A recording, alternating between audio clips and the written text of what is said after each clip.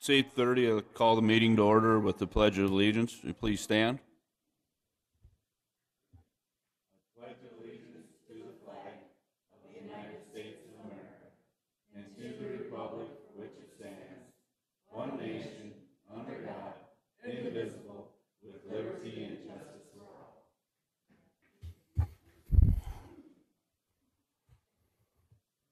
Good morning.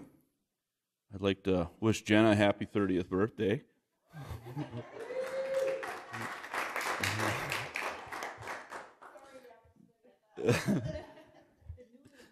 Newly married, too. So, number 3, invitation for a citizen to schedule time on the commission agenda for an item not listed. Is there any? Hearing none, we'll move on to approval of the agenda. Is there any additions, corrections? Approved as read. Consent agenda items. Approval of minutes. Approval of travel and education requests. Approval of personal action notices. Approval of the human services report. Do I have a motion? So moved. A motion second. Any discussion? Hearing none. All those in favor? Aye. Those opposed, same sign. Motion carried. Routine business, approval of claims. Second. A motion and a second. Any discussion on the claims? Hearing none, we'll call the roll, please. Miller. Aye. Krogman. Aye. Bartley. Aye. Pierce. Jensen. Aye. Motion carries. Moving on to letter B, department head reports. Bob, would you like to start?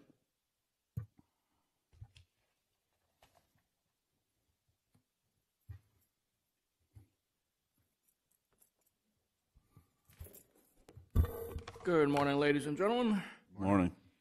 On September 10 to 14th, I attended the South Dakota Emergency Management Association meeting in Deadwood. The main focus this time was a full-day course on cybersecurity and, of course, the other topics of emergency management. September 15th, I came back and we had our National Preparedness Day event downstairs on the first floor. We gave away 2 weather radios. We had cookies and juice. September 17th through 20th, I turned around and went back to Rapid City for the South Dakota Association of County Commissioners, and that was a good event. Always get good training out there as always.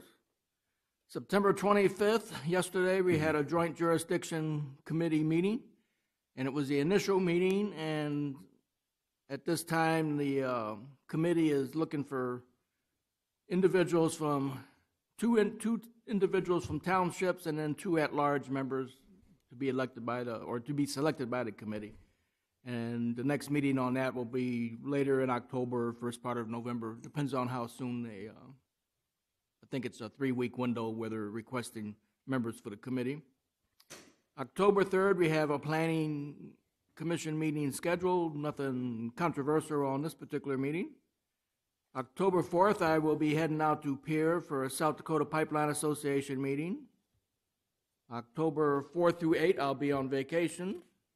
October 12th, we've got a pod exercise, PPCC/pod exercise, and at this time, we're going to bring out our rapid tag system. That's the system where all the commissioners have got these kind of name tags, where the rapid tag is where you just get an orange or a pink or a blue tag or whatever. And our office does have that machine for local disasters, so we're gonna set that up, and that's gonna be our main focus, is to assist. We use that for accountability purposes because we can actually print reports out on that and help the pod. So that's gonna be our main focus of assisting the pod on this one. October 17th, there's gonna be a first responders meeting held by Basin Electric Power Cooperative. If anybody wants to attend, let me just ask, and I'll give you more information. Our grant submission, we should know by Friday if we're going to receive our Department of Transportation grant or not. Madera Township drainage matter. I have set a meeting up for October 10th with the Corps of Engineers and the Natural Resource Conservation Service. I'm in contact with the individual, or I sent an email to the individual that owns the land, and if I don't hear back, I'll give them a call. But it looks like October 10th will be the meeting. And I guess I need help from do you want to schedule a drainage board meeting that day, or do you want me just to bring them into one of my conference rooms and meet with Madera Township, or does the drainage board want to meet with them, or an individual from the drainage board, or I guess I'm looking for advice. We had that last meeting, that was, we had kind of a board made up, that was the South Brookings Drainage Committee. Correct. Is this the same committee or No. new? This is, well, for one, the county commission's the drainage board, and this is a different subject. This is the bridge, I want to say 44th, but the one going to Sinai, Yep. where the river is diverting.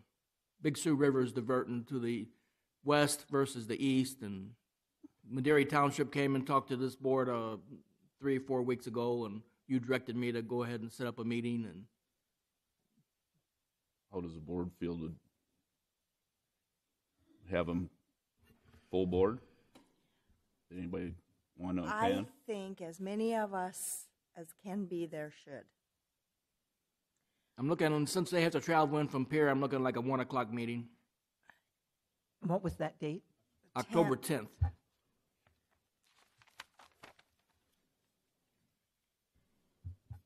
You know, this board has never met as a drainage board.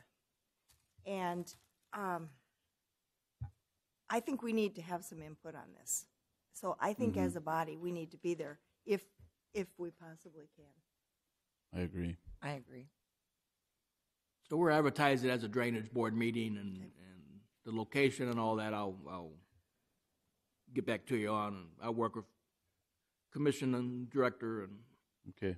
make sure it's advertised and properly noticed. But we're putting that on our calendars for 1 o'clock on October 10th, and approximately how long do you think it'll last? Well, the meeting inside is going to be probably 30 minutes at the most. And then we're going to break loose, and whoever can go out, we'll probably have to go out to the Big Sioux River. Okay.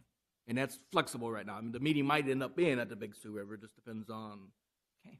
coordinating people getting here and all that. I don't think it really matters where the meeting is. We could actually have a meeting out there just as easy as we could have one in here, just be standing up a little bit. But the main thing is going to depend upon the landowner, and like I say, I'm getting a hold of him now. And Madera Township's all for it. They're on board. The Corps is on board. NRCS is on board. So now we just, obviously you can't trespass on an individual's land if he doesn't want you on there. Mm-hmm. That would be the only showstopper, and we'll let you know immediately if something happens. Okay, moving right along. Radio advertisement / newspaper ads. A while back, you asked us to contact local press and see about running advertisements and things. And what we've decided to do, or we're looking at doing, let me rephrase that, is probably using newspaper to run a couple ads, such as building permits are required in the county, and we'll use the Town and Country Shopper and the Brookings Register and the small town papers. We won't go overboard on them, but we'll support the local newspapers. The radio advertisement, that's a whole different puppy in itself. They do have one called Operation Snowstorm and Operation Thunderstorm. I don't know if you ever heard of that or not. It's when they come out with their severe weather stuff. And we're looking at possibly being a sponsor of that. So just to let you know, and it all hinges on my budget and everything, and I'm working with the finance officer now to make sure I can afford everything we're talking about. So, and let's see, looks like I may be out of country October 21 through 27. That depends upon some international intrigue right now. And on Thursday and Friday, me and Richard both, along with Mr. Sampson from the GIS side of the house, are going to Watertown. There's some flood training. The Federal Emergency Management Agency has got some new flood maps out and base flood elevations and things like that. And so they got training up in Watertown. Right now, we don't know what's going on because most of the people that was doing this training happens to be in Florida down there. So, but right now, if we do end up there, you may see a late travel request sent in for next week, next meeting for this particular meeting. And that's all I have. Any questions? Oh, and Mark Stratton's I just got this hot off the press. Mark Stratton's retirement ceremony is Friday, September 29th, 1 to 3 o'clock, over at the Brookings Police Department. Okay. Thank you. Thank you. Mike?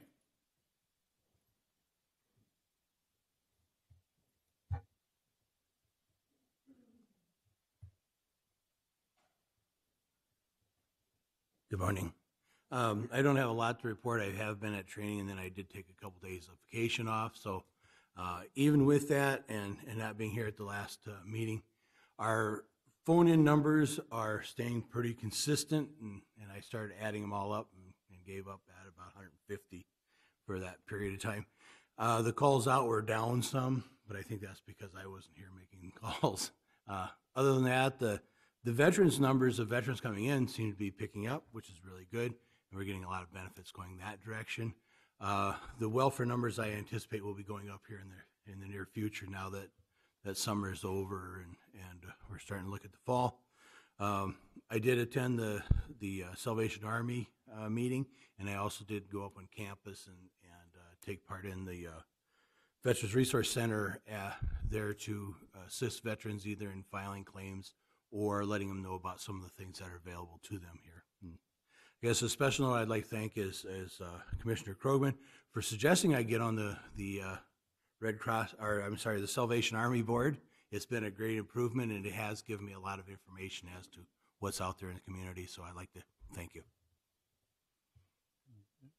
Ms. Pierce? In your position this year as, I'm going to say the name of it wrong, where you're president of the welfare officers, I had a question about whether your organization is talking about county lien collections at all. We did, actually one of the last trainings that we did have did involve county liens. Part of what we're looking at is there's a wide, wide group system out there. There isn't really any one set system as far as county liens, and we did discuss a little bit about that and how each county kind of handles is a little different. They did have some good suggestions, and that we might be looking at some of those in the near future. But that's one of the goals I hope to bring up next year. Was there any conversation about the state collection agency on those court-appointed liens?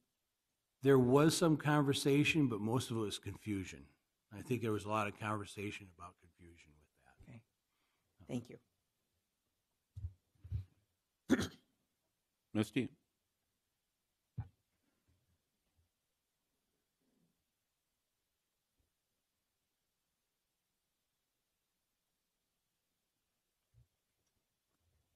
Good morning. Morning. I only have a couple things.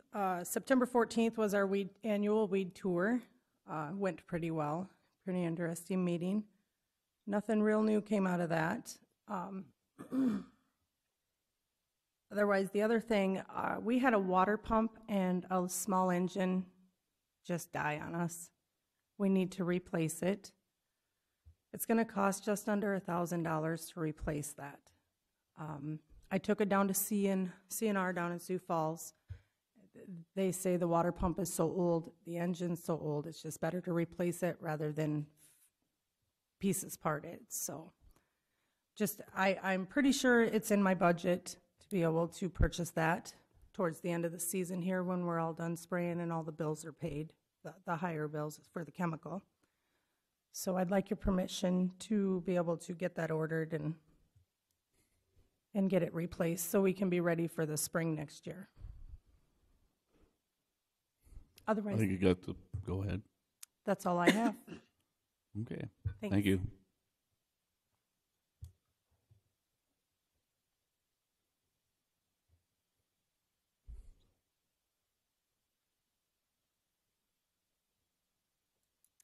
Good morning. Morning. To give you an update on the finance office, we're starting to get city and school levy requests in, so working on the levy process. And still the deadline is the 1st of November for special assessments, so gotten a couple of those in, but in the process of getting that all ready for the tax notices. and was in Rapid City the beginning of last week, like most of you were. We had some good sessions. They talked on Plate on Demand, and that still, I'm not sure if it's going to go into legislation next year, but all treasurers are totally against the Plate on Demand as far as having all plates mailed out. So I'll keep you updated as I hear more on that. And also in your packet, you would have received the finance officer's report for August. And there's 4 be it noted items: the auditor's account with the treasurer, the payroll and additives totals, the highway expenditure report, and the register of deeds statement of fees collected. And for the general fund surplus analysis, we're at 28.89%, which is better than it's been the last few years. It kind of goes back to being pretty comparative to 2011 and 12 and in that area. So I think we're doing good that way. And have met with Stacy a few times, and I think we got budget stuff kind of taken care of and got that all done, which we will be looking at later in the morning. And also, we're bringing a new capitalization resolution, and this was something that hadn't been changed since 2003, and it was just time to update that with the how everything's changed. So we have that later coming up. So, any questions? Any word on the machine that we had out at Hy-Vee? No. I get a hold of them every week, and the last I heard, they were going to come to Brookings and see if they can find a place. And, you know, I've suggested Walmart or a 24-hour convenience store because it's nice to have something 24 hours. But the state hasn't been very good about communicating with us. And in talking to the counties around us, they are all feeling the crunch too. They have different people come in that when they work here and they can't buy the plates, and they don't get back to their counties until after 5. So it's been hard on all the counties around us, and I've relayed that to the state. So no word as of yet. So I'll keep you informed as soon as I know something. Thank you. You're welcome. Marty?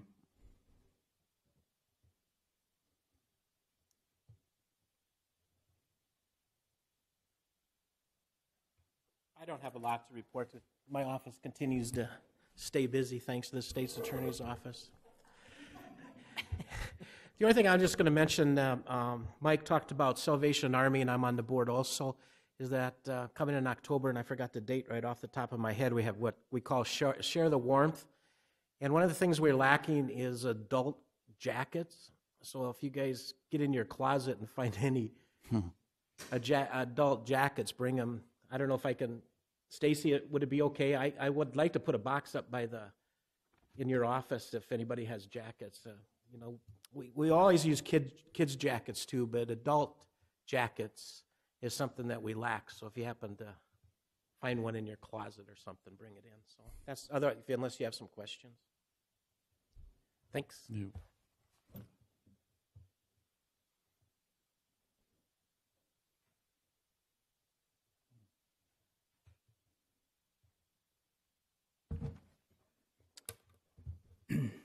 Good morning.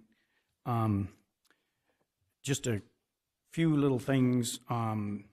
Tomorrow the sign should be delivered. I never ran into Laura out at the conference last week, so I'll pick them up at the DOT. But every one of our grants that we've been awarded, and once the project is finished, the DOT wants you to put signs on each end of the structure. So if people ask you that, that's what they are for. And then Holloway is done with 2 of the 3 boxes. They're working on the 3rd one right now. This afternoon, when we go on the bridge tour, that is a couple of the places we'll be stopping at. And if you think of anything else, in the meantime, I was just thinking of going to the bridge south on 77, 238, more or less, since the weather isn't conducive for crawling around underneath the bridges, maybe just showing you the locations. So you'll get to see where 238, 239 are. The bridge on 12 that was derated. I don't know if you're interested in seeing, I've put together, and that'll be at next commission meeting, the 2 small structures for next year for 2018. I could show you those places. The bridge repair on 6 that they're currently doing, and also we'll go across where the preservation project that's been completed. If you want to see the new bridge and box up north of Bruce on 7. And then the 2 boxes that were completed on 38. Those are the 9 places I figured we would stop, try to get done in travel time will probably be an hour to an hour and a half, I suppose. Also, this past week, we received a word from Wade Dahl with the DOT that our Brookings County 5-year plan was approved, so that's a good note. We're also moving ahead with the application process for 2018 for our grants, and then we get into crossing our fingers and hoping that they see our points as being favorable this year. And then last, just FYI, since it's starting to get colder, this winter I've got a few excursions planned. Veterans Day week I'll be in Lake Havasu. In Christmas I'll be in Phoenix, and in Easter I'll be in Palm Springs. But I'll be more than happy to keep the state's attorney's office abreast of the temperatures while I'm down there. You're welcome.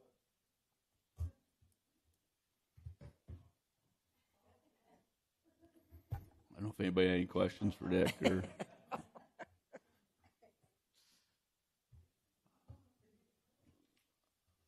Finance officer report, I guess Vicki did that. It's not 9 yet. Let's move on to regular business. Action to approve resolution number 17-42, plat of Smith Addition in northeast quarter of section 11, township 111 north, range 50 west of 5th prime meridian, Brookings County, South Dakota. Move approval. Second. Got a motion and a second. Any discussion? Comments on this? Passed unanimously at Planning and Zoning. Okay. Ryan, you have anything? Nope. Call roll, please. Krogman? Aye. Bartley? Aye. Pierce? Aye. Miller? Jensen? Aye. Motion carries. Letter B, action approve resolution number 17-43, a resolution amending the capitalization policy for Brookings County. Move approval. Second. Got a motion and a second. Any discussion? Comments, Vicki? I did amend, there was a depreciation spelling error, and then I added a comma on the 5,000. Otherwise, it's all the same, and Jenna has a correct version for your signature. And this was, we had legislative audit look at that, and now we're in compliance with the accounting manual to up those land and buildings, so. Okay. Call the roll, please. Bartley? Aye. Pierce? Aye. Miller? Aye. Krogman? Aye. Jensen? Aye. Motion carries. Action approve agreement number 17-71, an archery center affiliation agreement between Brookings County, South Dakota, and Easton Sports Development Foundation. Move approval. Second. Got a motion and a second. Commissioner Pierce? I did speak with the executive director of Easton, and they would very much like to work with the county as we move forward at the OAC. They don't have any grants available at this time. The next time they have a grant deadline is March 1st, so maybe when we're up and running, we can look at that. The money that they gave to build our building, I think, was their first funding that they provided for buildings, and they've done a couple others since then. They're out of funds for that type of thing, but they will have some funding to help with some programming or maybe some equipment kinds of things. They don't do anything with overhead. But what they would like to do, once we're up and we've got our program in place, they would like to send somebody that is an expert on this type of facility and this type of programming that would look at what we've got, give us ideas on how to move forward. And they also sent me a list of some other counties that they have associate affiliate agreements with. And we may want, once we have an archery group going, we may want to reach out to those other counties and ask how they do some of the different kinds of things. So, but they are excited about working with us, and we have their authority even before this agreement is signed to keep using the Easton marks. We can keep their banner up and everything. They authorize that. So, Okay. Call the roll, please. Pierce, yes. Miller, Aye. Krogman, Aye. Bartley, Aye. Jensen, Aye. motion carries.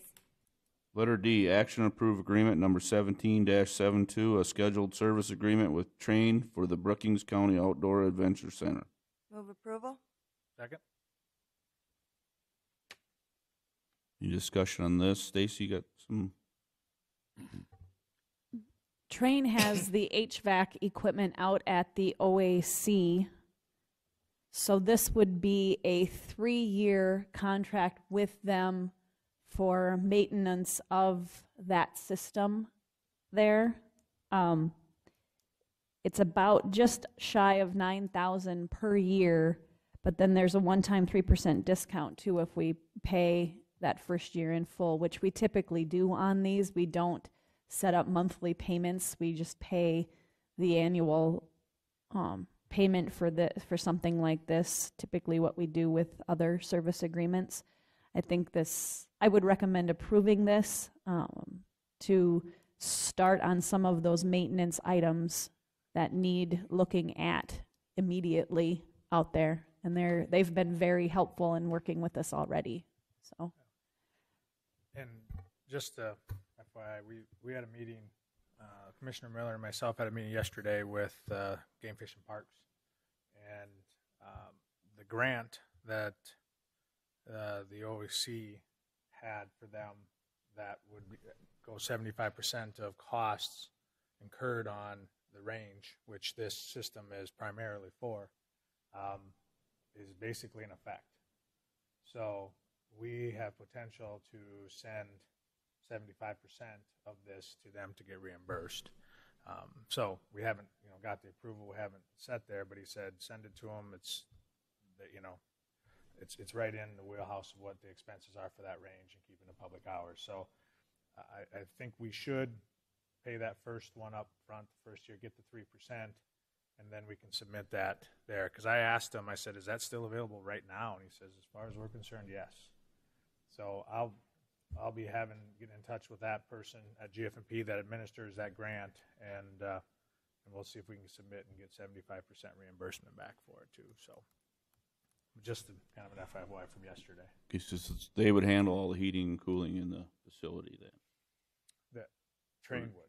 Yeah, Train is. But the majority of these costs are for the system that's in the Shooting range. The shooting range. Yep. And that's what GF&P was willing to do, understanding that shooting range is very expensive, and that's what that grant is for, is to try to help cover some of those costs. So we're going to try to utilize that as much as we can, and I think this has a good opportunity to be used. Okay.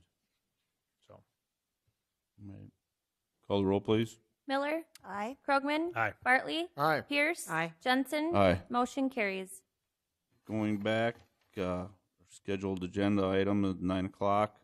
Discussion and possible action to approve a funding request from the Mental Health Task Force. Nikki is here. She's one of the co-chairs of the task force. Invite Nikki forward. Could you introduce yourself, please?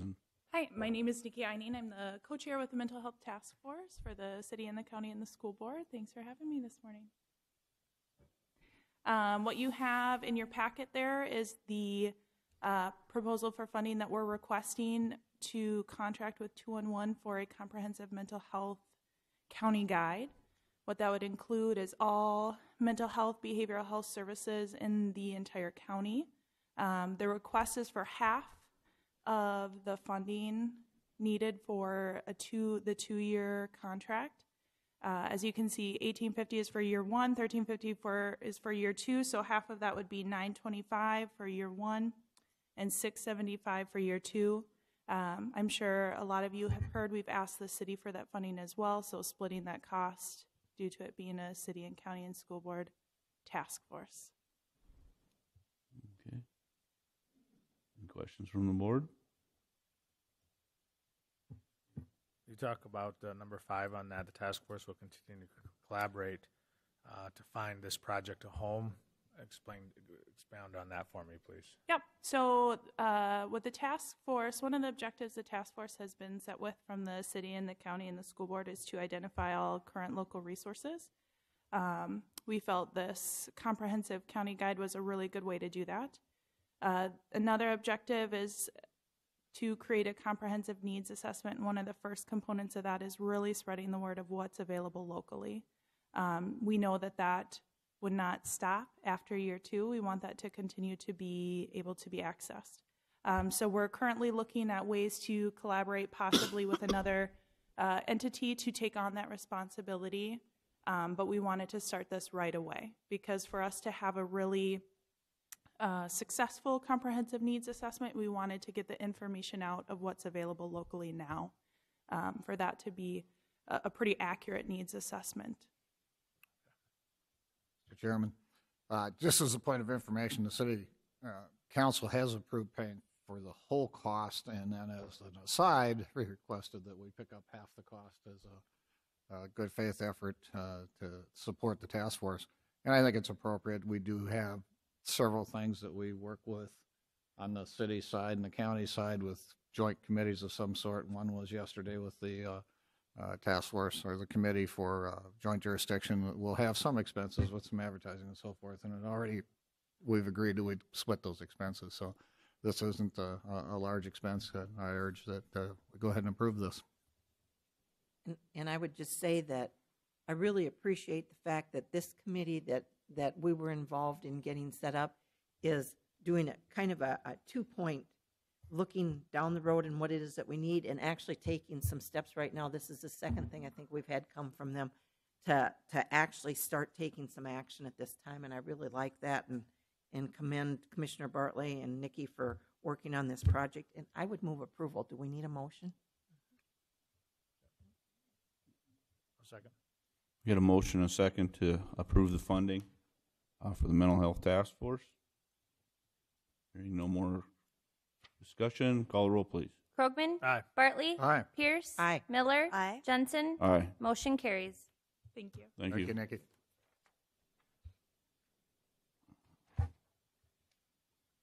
Back to regular business. Letter D, action to approve agreement number 17-72, a scheduled service agreement with, Letter E, action to approve a letter of support for the Astoria Station project. Move approval. Second.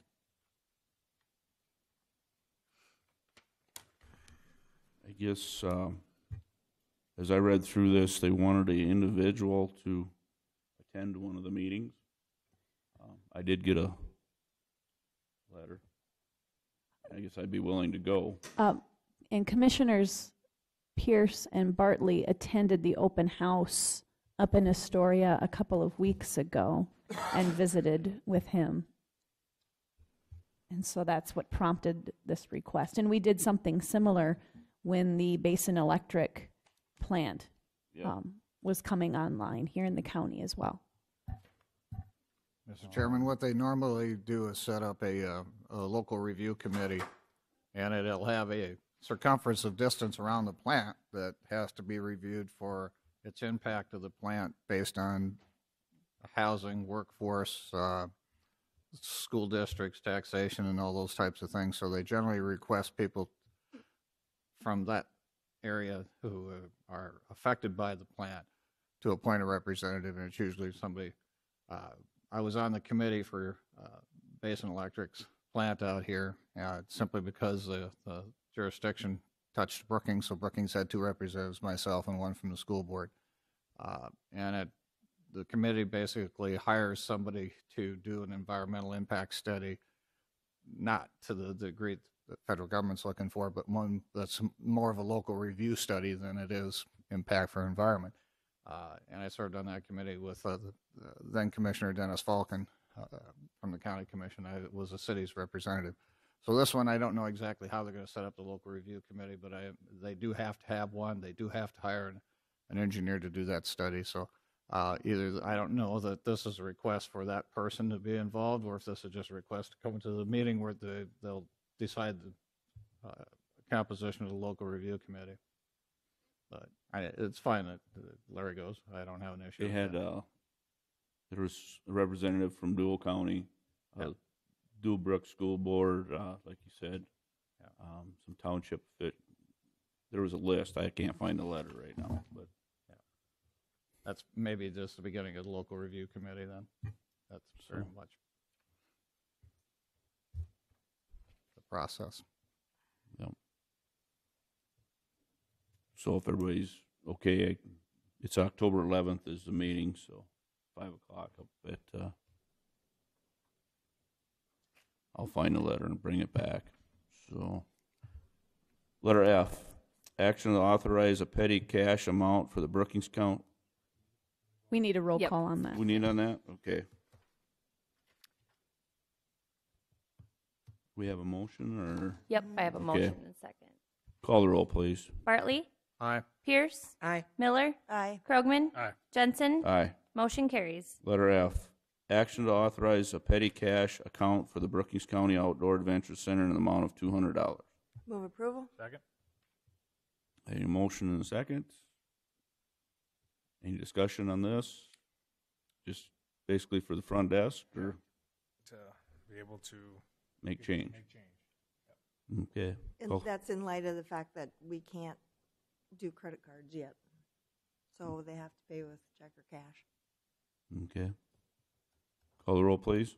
Pierce? Aye. Miller? Aye. Krogman? Aye. Bartley? Aye. Jensen? Aye. Motion carries. Letter G, action to declare the Brookings County Resource Center as surplus property and sell it to the city of Brookings, South Dakota. Move approval? Second.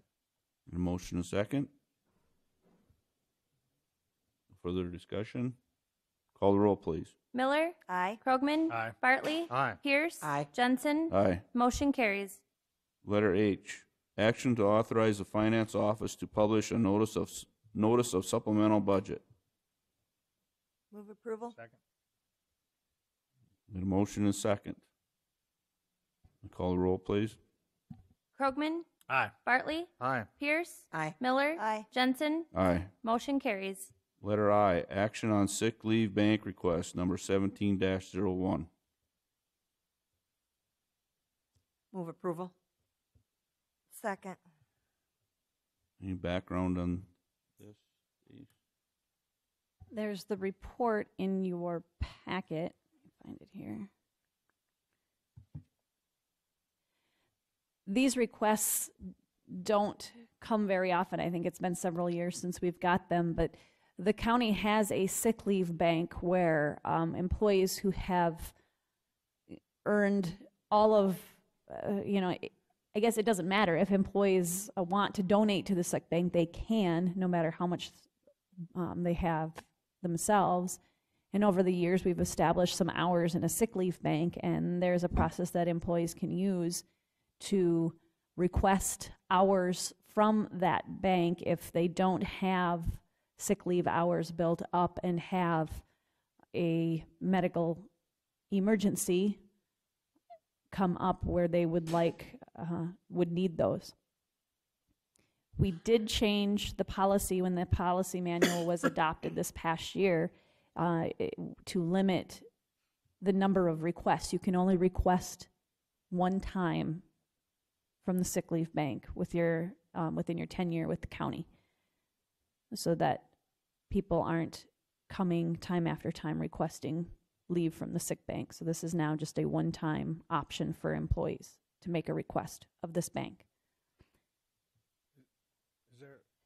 Is there a rule that the employee has had to give to the bank before No. they're eligible? Everybody's eligible. Everyone is eligible.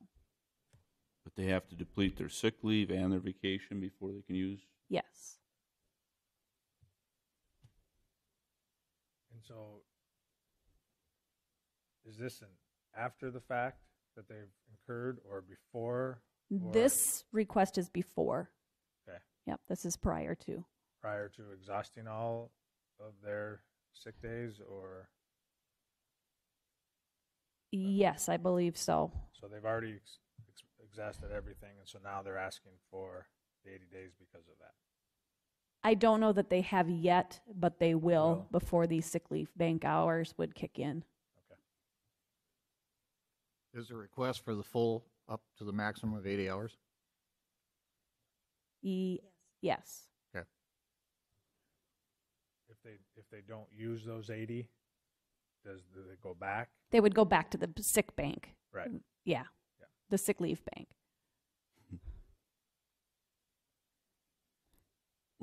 When employees donate to the sick bank, do they get no compensation? It's just a donation? And It's just a donation. Often in the past have we used the sick bank? Have we used it extensively, and has it usually been for an 80-hour request? We haven't used it. I think the last time we've received a request was, I think, maybe 3 years ago. And sometimes it's for varying amounts. I don't think it's always been for the maximum 80. Well, and I think if I remember previously, we had situations where they would come back and ask multiple times, and Yes. so we kind of made a And now that policy has changed that you can ask once right. And so during your years as an employee with Brookings County. and that's why my question is if they don't use, I'm guessing they're going to always ask for 80 if they need it most of the time. But if they don't, does that go back? And that was the reason. So Yeah. So say that they only need another week rather than they're back to work. That other extra week would go back into 40 hours. Yep. Okay. And there's required documentation? Yes. Okay. Good. And this also has been approved by that department head as well. that's what I was, okay.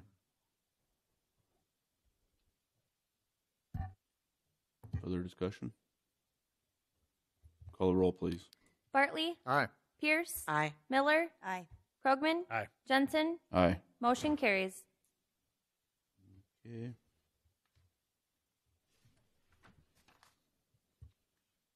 We have a schedule 9:15, and we're a couple minutes from that.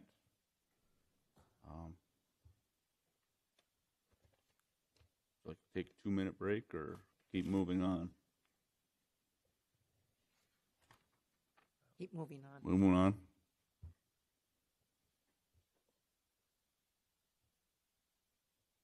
Like we just wait for the 9:15.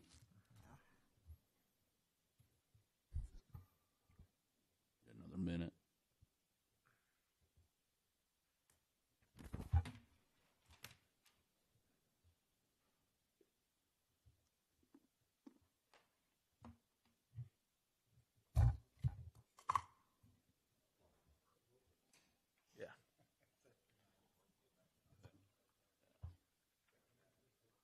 Better wait. Can't look at that one.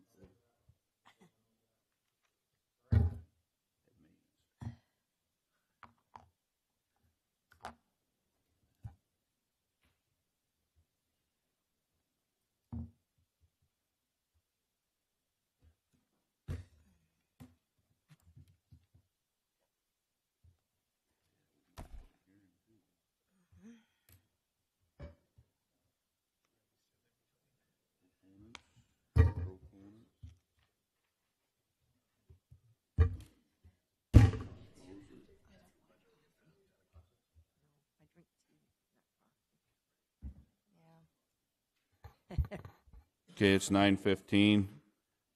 Letter B, second reading of ordinance number 2017-01, an ordinance restricting the time allowed for parking in the county parking lot located at Lot 101 of the replat of Block 10 of the second edition of the City of Brookings, Brookings County, South Dakota, to no more than 48 hours.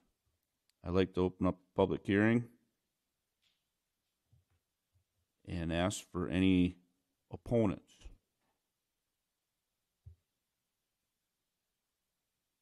Is there any opponents?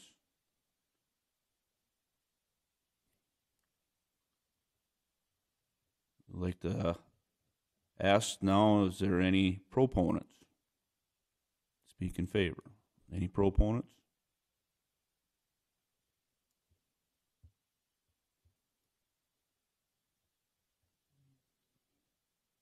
Hearing none. We close the public hearing and move on to action to approve ordinance number 2017-01, an ordinance restricting the time allowed for parking in the county parking lot located at 101 of the replat of Block 10 of the second edition of the City of Brookings, Brookings County, South Dakota, to no more than 48 hours. Move approval. Second. We got a motion, a second. Discussion? This is the parking lot behind the 1921 building that we own. This parking lot can be used for overflow for the courthouse or anything else.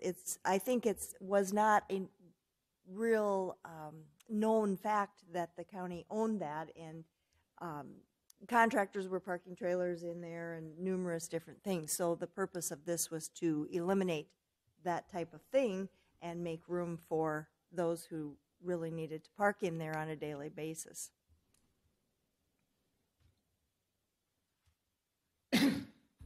Mr. Chairman, the only comment that I had heard from the public is, if you're going to apply this 48 hours to the county parking lot over there, why aren't you doing it to the one across from the sheriff's department? There's also a county parking lot. And I said, well, we don't have an issue with parking over there over 48 hours. So that's the sheriff's parking lot. It's the sheriff's parking lot. Yes. And but they thought this ordinance ought to pertain to all county parking lots and not just one specific one. I'm not concerned about it. I don't think we have anybody parking in the sheriff's lot, but I just wanted to bring it up because somebody mentioned it. It should be consistent with all the county's available parking, and that includes the sheriff's parking. So I brought it up. I really don't care. That would take an amendment to this, and that would put it off, and I don't think we need to go any farther. But I did say I would mention it. Okay. Thank you. And I'd like to thank Stacy for all the work you've done on this, too, and Terry. Call the roll, please. Miller. Aye. Krogman. Aye. Bartley. Aye. Pierce. Aye. Jensen. Aye. Motion carries. Okay. You want to go to your report? I can start. Commission Department Director Report, number 9. Let's see, get to my stuff here. Hear what I said. The general fund surplus analysis that Vicki had just mentioned a little bit ago. Let's see where we are at just shy of 29%. This table rounds everything, and as you can see, in the past, last August we were at 15. In 2015 we were only at 3%, 24%. So back in 2013 we were at about 28. So higher than we have been the last several years. So that is a good thing.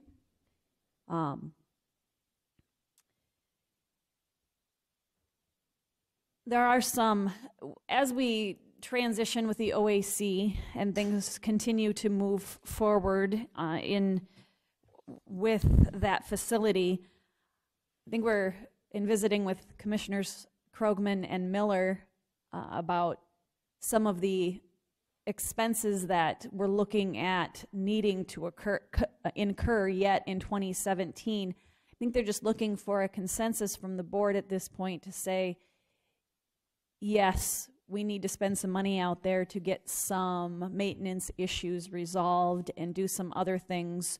We're already looking at staffing that will be an expense in 2017, knowing that at this point it will be more than likely be coming out of contingency when we get to looking at year-end totals. So I think they were just looking for just a consensus from the board to say, go ahead, do what you need to do out there to get things moving in the right direction and doing some of those deferred maintenance items that we're concerned about. So is there a consensus to do that for them? I'm very comfortable with that and know for a fact that Commissioner Miller will not spend 10 cents more than she needs to.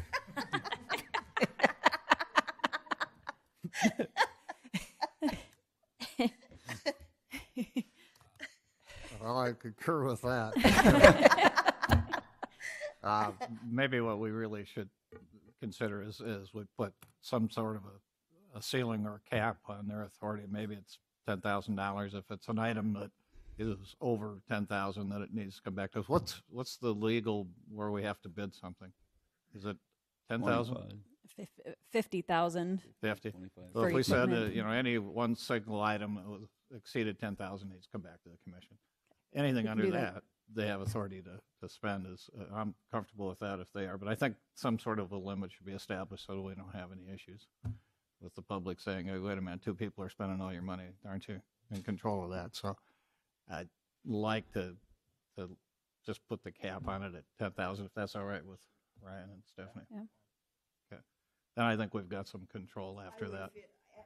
Personally, I would be very comfortable with that because I don't, if we need to spend more than that, you guys need to all be in on that decision. So And, a lot of these are just minimal type of things. We need to get some tools for some of the repair fletching and different stuff like that need to be purchased that other OAC members had brought to use, and obviously they were their tools and they took them back with them, and so we need to replace some of those and maintenance stuff. We may need to start working on the floors, the carpets, and just things like that where we may need to hire some cleaning to come in and kind of do stuff like that. So that's kind of what we were looking for to start getting that stuff done. Since we're there operating, we can maybe be doing that stuff right now. I know there was some items in the gun range. Marty has taken some out there and donated out of his office, and it's need to be bought for the gun range. And those rubber backstops, there are 4 lanes they're not using because they need some maintenance on.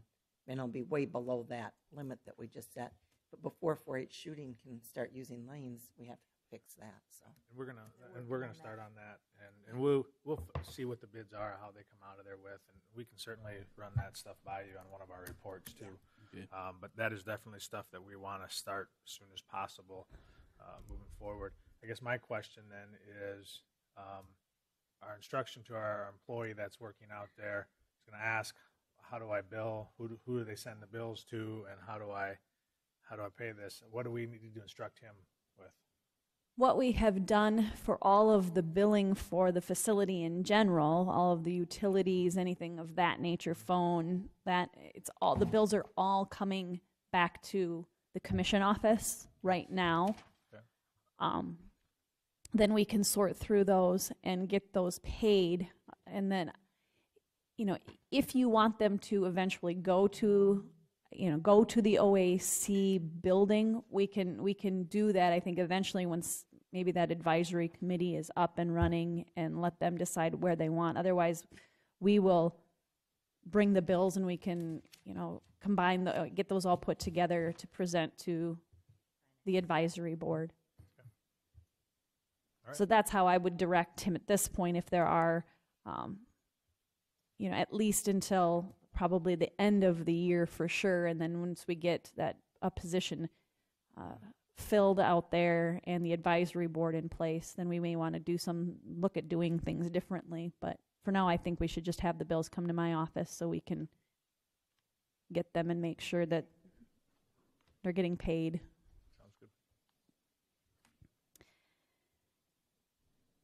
You have received several invitations for upcoming events. I have them listed there in my report. If you plan on going to any of those, you can let me know and I can RSVP for you. Maybe you each receive those as individual invitations as well, but I wanted to note those are some things that aren't routine invitations, But Banner Associates, they have a tailgating event at SDSU on Saturday the 7th of October, and also on the Saturday the 7th of October, the Empower Gala up in Watertown is taking place, and then the Daschle Dialogues on Thursday, October 19th. We did receive a letter in the mail about from the State Historical Society, approved the nomination for the Samuel Mortimer Cabin out at Oakwood Lakes State Park for possible listing on the National Register, so that is included in my report. There was some discussion when we were out at convention in Rapid City last week about the NACO National Convention in 2018, so I looked into our budget, and we did budget for 2 commissioners and myself to attend that meeting. And I think we said we would take potentially 1 more, and if we needed contingency for that, that's what we would do. So I know there was, I think the convention last week garnered some excitement for the NACO National Convention in July of 2018. So if we want to do something different, we can look at that too. I think one of the things that's probably important to that is not only the national meeting in the summertime, but they have a legislative conference in March that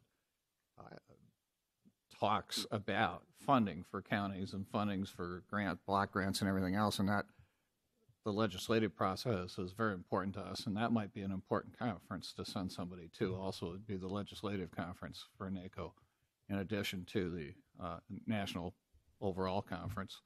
I know when I was on the city council that we had both the National League of Cities meeting and their legislative meeting. I almost got more out of the legislative process than I did the national one. The national one has a lot of vendors you can go see and so forth, but the legislative one gives you a chance to get into your legislators' offices and meet face to face with our senators and representatives and the movers and shakers in Washington, D.C. that make those decisions. So I think that it's important to us, for us anyway, to be represented at both conferences. Legislative probably almost more importantly than the national meeting. Okay. We're coming up on 9:30, so I'll do a couple quick things. The maintenance worker position that we had open, that is closed. I think we received about 20 applications, and so we're setting up interviews and doing interviews later this week. And then Commissioner Jensen just handed me this. I don't know if you were all received an invitation to a night at the museum. It's this Friday, September 29th from 5:30 to 8 p.m. It's the 80th Annual South Dakota Sheep Growers Convention, and that's at the South Dakota Ag Heritage Museum. Mention that, and I think I could go over some other dates here quick too, then we can come right up to 9:30. This Friday afternoon, you have the retirement party honoring Mark Stratton. I think Bob had mentioned that earlier. That's from 1 to 3 at the basement training room of the police department. On Monday, you have Brookings Empowerment Project Panel Forum at McCrory Gardens. That's at 7 p.m., the Visitor Center. On Saturday the 7th is that Banner Associates tailgating event. On Monday the 9th, county offices will be closed in honor of Native American Day. October 14th, Hobo Day festivities. There's a lot of different things going on that day. I did RSVP for you for the parade, and that person who is in charge of dignitaries will be sending me some information as the parade gets closer, which I will pass along to you. But you are going as a group in that parade. The Business Expo Brookings is Wednesday, October 18th. This is the event that replaces that Think Local showcase. It's now called Business Expo Brookings. It's from 5 to 8 at the Swiftel Center, and the county will have a table there once again. I think I've already RSVP'd for that, so you can put that on your calendars. And then last Thursday, the 19th of October, is the Daschle Dialogues at the Performing Arts Center. And I do have one other thing that I need to talk about if we get time in between some of these other scheduled items. Okay, it is 9:30. Public hearing and approval of the for year 2018 annual budget. Open up the public hearing. I would ask, is there any opponents that would like to speak?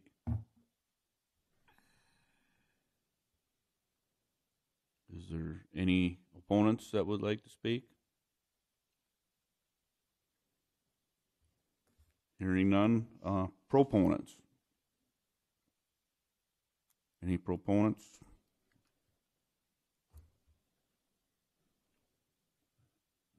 No proponents. I'd like to close public hearing and move on to action to approve the amendments to the for year 2018 provisional budget. Do we have to read those? Yes, those have to be read into the minutes, line by line. So do you want Vicki and I to explain those as we read those into the minutes line by line? Do you want a motion first, or do you want to read them first? That's up to you. Make a motion to approve. Yeah. A motion and second. Discussion, read the. So I'll start with within the general fund, the current property tax levy. This amount changed due to we received our utilities numbers, and we had the OHE hearing that changed things to the tune of $226 less in property tax in the general fund. So from $11,611,784 to $11,611,558. The Outdoor Adventure Center, we discussed at the budget meeting that we had last week. The proposed budget for a new department, 528, went from nothing, because we didn't have anything in the budget, to $275,967. Charges for goods and services, we're anticipating some revenue from the OAC. So our general fund revenue went from $1,108,812 to $1,158,812. $50,000 anticipated in revenue. And then other funding sources, we're taking out a general fund transfer to the jail expansion project. It was $1 million down to $0. So then we get into, and we can explain that after we kind of get through all of this. So in the building fund 301, current property tax levy, again, those changes due to utilities and that OHE hearing went down $6 from $295,339 to $295,333. The jail expansion project, we had anticipating supplementing or transferring dollars from the building fund over to the new jail expansion project fund that will be created to the tune of $2,568,985. This is the money that is set aside in the building fund for the jail expansion project. We are not going to transfer that money, or not planning to transfer that money as part of this budget in 2018, so that went to $0. Intergovernmental revenue, this is the annual payment now that we'll be receiving from the Resource Center from the city. We're receiving $100,000 from them starting this year and for additional years for a total of $500,000. So we added $100,000. So it went from $11,800 to $111,800. Capital outlay, this is the jail expansion fund. This is a new fund that will be created. We had anticipated the $10,968,985. Now it is down, we're decreasing that to $7,400,000. This takes out the $1 million general fund transfer and the approximately $2.5 million transfer from the building fund. So it's just the bond dollars now that are accounted for in that fund for next year. And then other financing resources, and again, from the $10,968,985 to $7,400,000. And that just it shows where that revenue is no longer coming in. So we're lowering revenue or expense, but we're also lowering revenue. And then the cash applieds change as well. In the general fund, we had $1,111,775 of cash applied.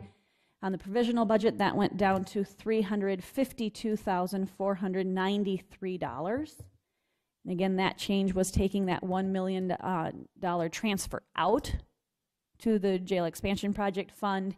And then it also, that makes our 5%, where we have to set aside 5%, that causes that to fluctuate. That's why it's not exactly 1 million less. So, and then cash applied also in the building fund, because we're not transferring that 2.5 million, $2,568,985 in cash applied went to, actually, we are a negative cash applied of $83,152. What that means is we're anticipating that we will be adding to our fund balance in the building fund at the end of 2018.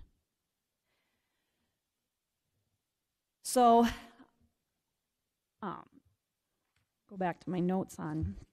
So the biggest change is really those dollars assigned for the jail expansion project. What we decided after Vicki and I talked about it, if we do, we're anticipating levying for the bond for the $7.4 million that has been approved. That's why that is accounted for within that jail expansion fund, and that's why we have a levy for that. And then it also includes the $500,000 in the debt service fund that we're anticipating maybe having an interest payment in 2018 for that project.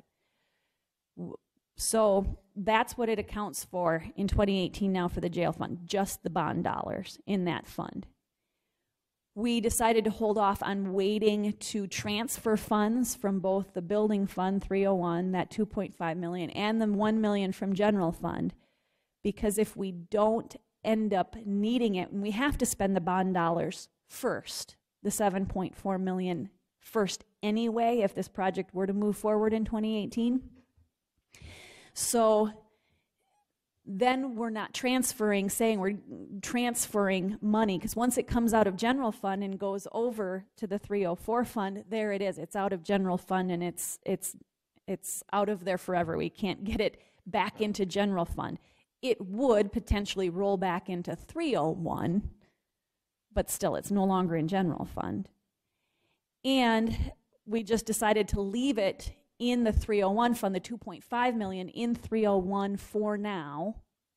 And then we can always, if we end up needing it in 2018, we can go through that supplemental budget hearing process to move dollars over to 304 if we need it, both from 301 and the 1 million from the general fund. Now, you approved noticing a supplemental budget hearing for 2017 yet earlier in the meeting. And what Vicki and I anticipate doing that is creating the 304 fund in 2017, the jail expansion project fund, and putting some dollars in there from 301 to cover costs that we have incurred in 2017 for the jail expansion project, our architect fees that we have incurred in 2017. So it won't be an exorbitant amount, but we will, I think it's right now, did you look at what we've paid so far? I think it's around 30 to 50,000, 30,000 right, maybe for in architect 35 fees. So we'll look at that and see what other bills are anticipated yet in 2017 and get that moved over to the 304 fund so we can reflect our true expenses for this project all out of that fund. So we will probably move some of those dollars because we haven't bonded yet, or we haven't sold our bonds yet. Our bonds, yeah. So we'll move some dollars from 301 over to the 304 yet this year for those architecture fees. Does that all make sense? I have a question. When we put money in the 301 fund, we can't move it back to the general fund, is that correct? but we can move it around in the 301 fund. Yes. Okay, and I'm in agreement with everything that you said, but I would like us to think about putting some of that $1 million in the 301 fund so we have that set aside. We have heard numbers that look like we're going to need more than what we were planning for on the jail expansion, and maybe we could put half of that into the 301 fund instead of leaving it all in the general fund so that we have it set aside. I just throw that number out. I just would like us to consider that.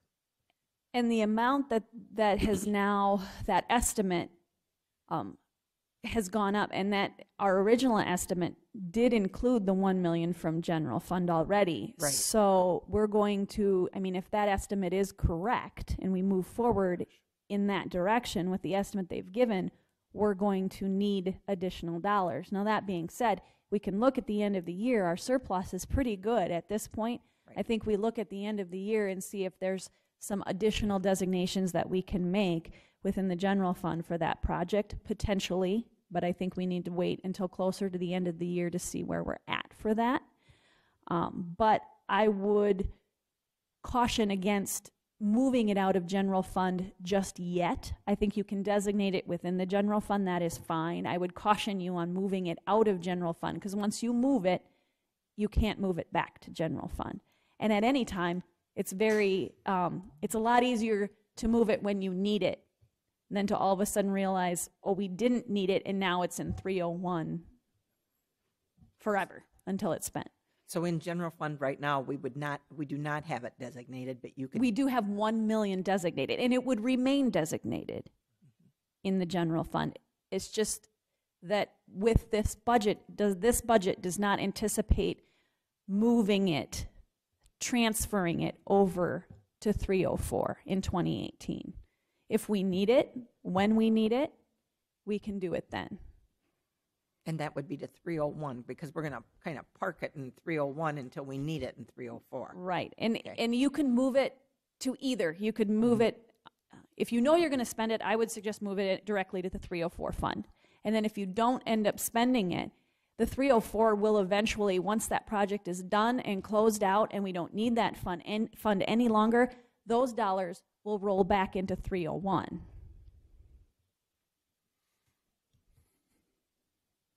But once you move it out of general fund, it's moved. I agree with Stacy on this one. I think we should hold off until we get a little closer before we pull it out of there. I like that it's designated in the general fund, but that still allows us a little more flexibility if something happens. So.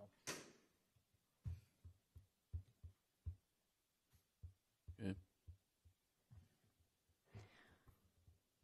Call the roll, please. Krogman. Aye. Bartley. Aye. Pierce. Aye. Miller. Aye. Jensen. Aye. Motion carries. Item 3, action to approve resolution number 17-41, a resolution approving for the year 2018 annual budget.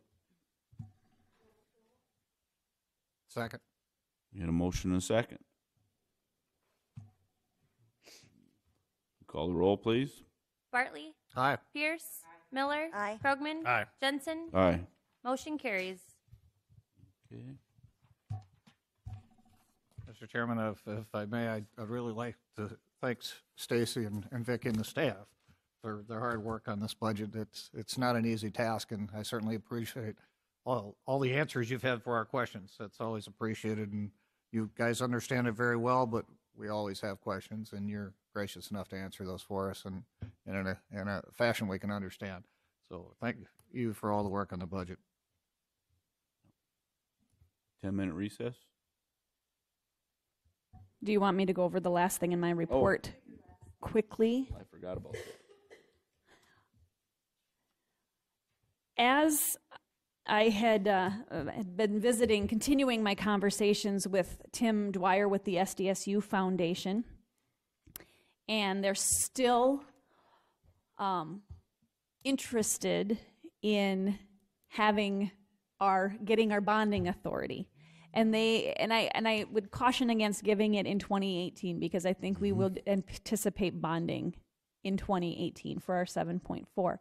They could still use our bonding in 2017 yet, though. So if we don't anticipate anything in the next 3 months, they would be interested in doing that. And he had reached out to me and said that his bond counsel had asked about the county going ahead and publishing a notice of TEFRA hearing.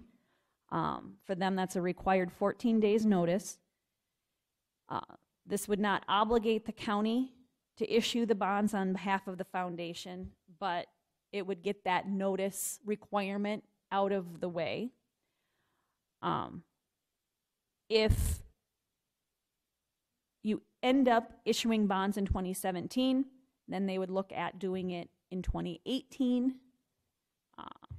But they're running out of time too. They need some time to hear yet for the rest of the calendar year.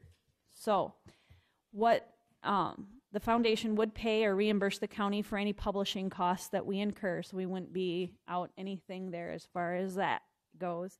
And so if you gave us the direction to do that, we would advertise next week, and then we would hold the hearing on the 7th of November, because with 14 days, that would not be in time to get to the October 17th meeting if we published, and the 5th would be the earliest we could publish. So I told him that I would visit with you and bring this up once again and keep it, I told him I would keep this front and center in front of you so it didn't get lost in the shuffle of everything else going on. So. I guess I mean, if we're not going to use it, and it's there, and it doesn't compromise 2018, I would have no problem with them using that bonding authority, in my opinion. Is that the case, that it doesn't compromise 2018? Right. And we're sure on that. That's my concern also. With $10 million every year, Year. right? Every year. Yep, and so it starts over at the first of the year. And I can confirm all of that with him, and then if we direct him to go ahead and do that publication notice, I can visit with him about that. But I could reach out to him as well as Tom Grimman with Doherty just to double check to say, okay, if we do this, will it compromise our bonding in 2018 for the 7.4 that we have been authorized to do? I'll double check on that, and if it's okay, you're okay with getting the notice published? Yeah. Yep. And again, if something were to happen and we publish that notice, it still doesn't obligate us to do anything yet in 2017. So, okay, I will move in that direction then. Okay.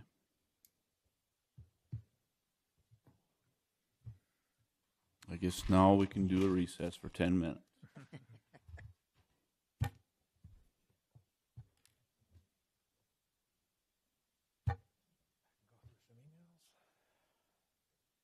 Junk mail.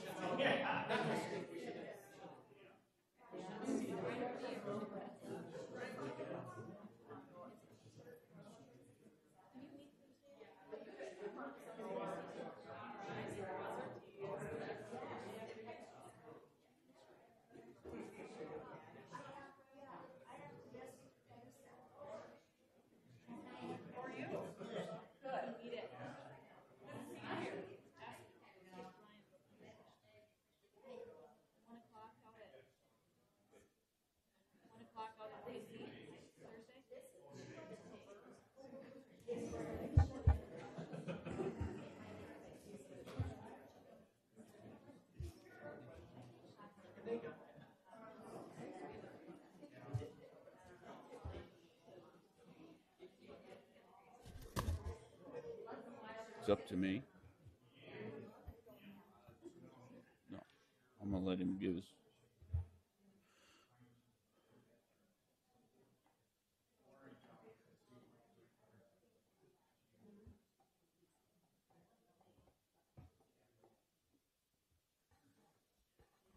It's 10 o'clock. I'd like to call the meeting back to order.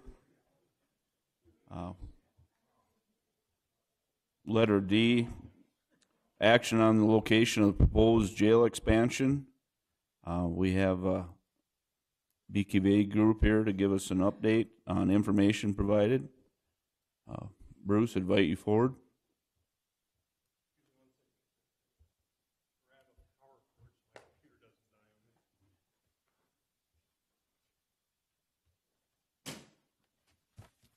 Good morning, Commissioners. Morning. Thanks, Bart.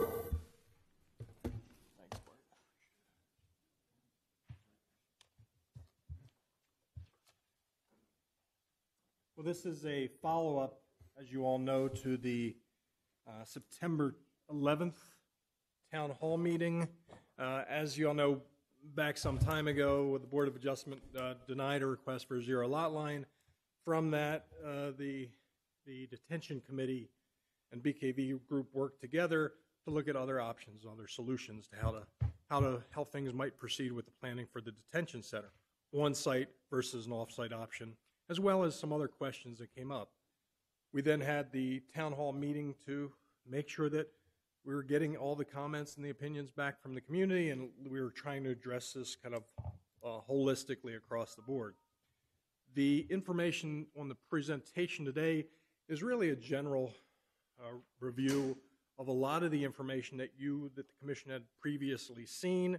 One thing that we do have that we'll make sure that gets in the meeting minutes as well is there were a number of questions that came out of the town hall meeting that we did address with the detention committee. We just need to make sure that those get in there as well, and I have those on my laptop, so as we go through it, I will address those a little bit as well. So, and of course, I'm here for the commission's questions as we go forward also. So I think with that, we'll kind of just roll through this briefly. There really was not a lot of information or changes. Stacy, is this my control of the presentation? Okay. I think we just kind of click through this. Again, the first slide had to do with the zone. The property is zoned residential R2. Currently, that requires not only a 25-foot setback from the property line, but it also requires in that kind of zone that because the county owns the entire block, the typical setback of 25 feet, which would be typically front and rear, because the county owns the entire block, it actually applies to all four corners. So again, making a hardship for developing or doing anything on this property based on the zoning, which is really not in compliance with the use of the building and the entire block. So this shows the revision of how the proposed addition would sit and how we're trying to achieve. The building has been modified and adjusted to try to achieve as much as a setback as possible. It also shows on the corner of 4th and 7th the idea of really, and this has been talked to with the city, so I think it's city and county definitely both agree that the street could be aligned with the way it is on the opposite side, on the east side of 4th, to create additional green space and to promote kind of the visibility and safety at that intersection as well. So there's the idea that this project would take care of modifying that corner as well and losing some of that parking to, again, decrease visibility and sight lines at that corner. The next plan really just shows the idea that we're maintaining all the landscaping on the west side of the building and actually increasing some additional landscaping on the east side of the building to help to buffer and soften the edge of the building as its adjacency to the street. And again, part of that pushing it back and pulling it back would be to add additional landscaping to that area. The next plan, again, we'll kind of go through this. So again, some of the discussion that came out was, well, what's the option of off-site, and what's the viability of going off-site? So there were a number of sites that were looked at. The site criteria: proximity to the courthouse, a minimum of 5 acres, access to utilities, sewer, water, and power, actual direction or direct access to main roads, just to make sure there's convenient movement and access back and forth for the public as well as various county people, and that the zoning allows for this type of building. So those were the main criterias. We did then look at 5 sites. Next slide. And one of the questions that commissioners had at a previous meeting was, where do these sites actually occur? And so we then went back and added the cross-street locations of where a lot of these properties occur.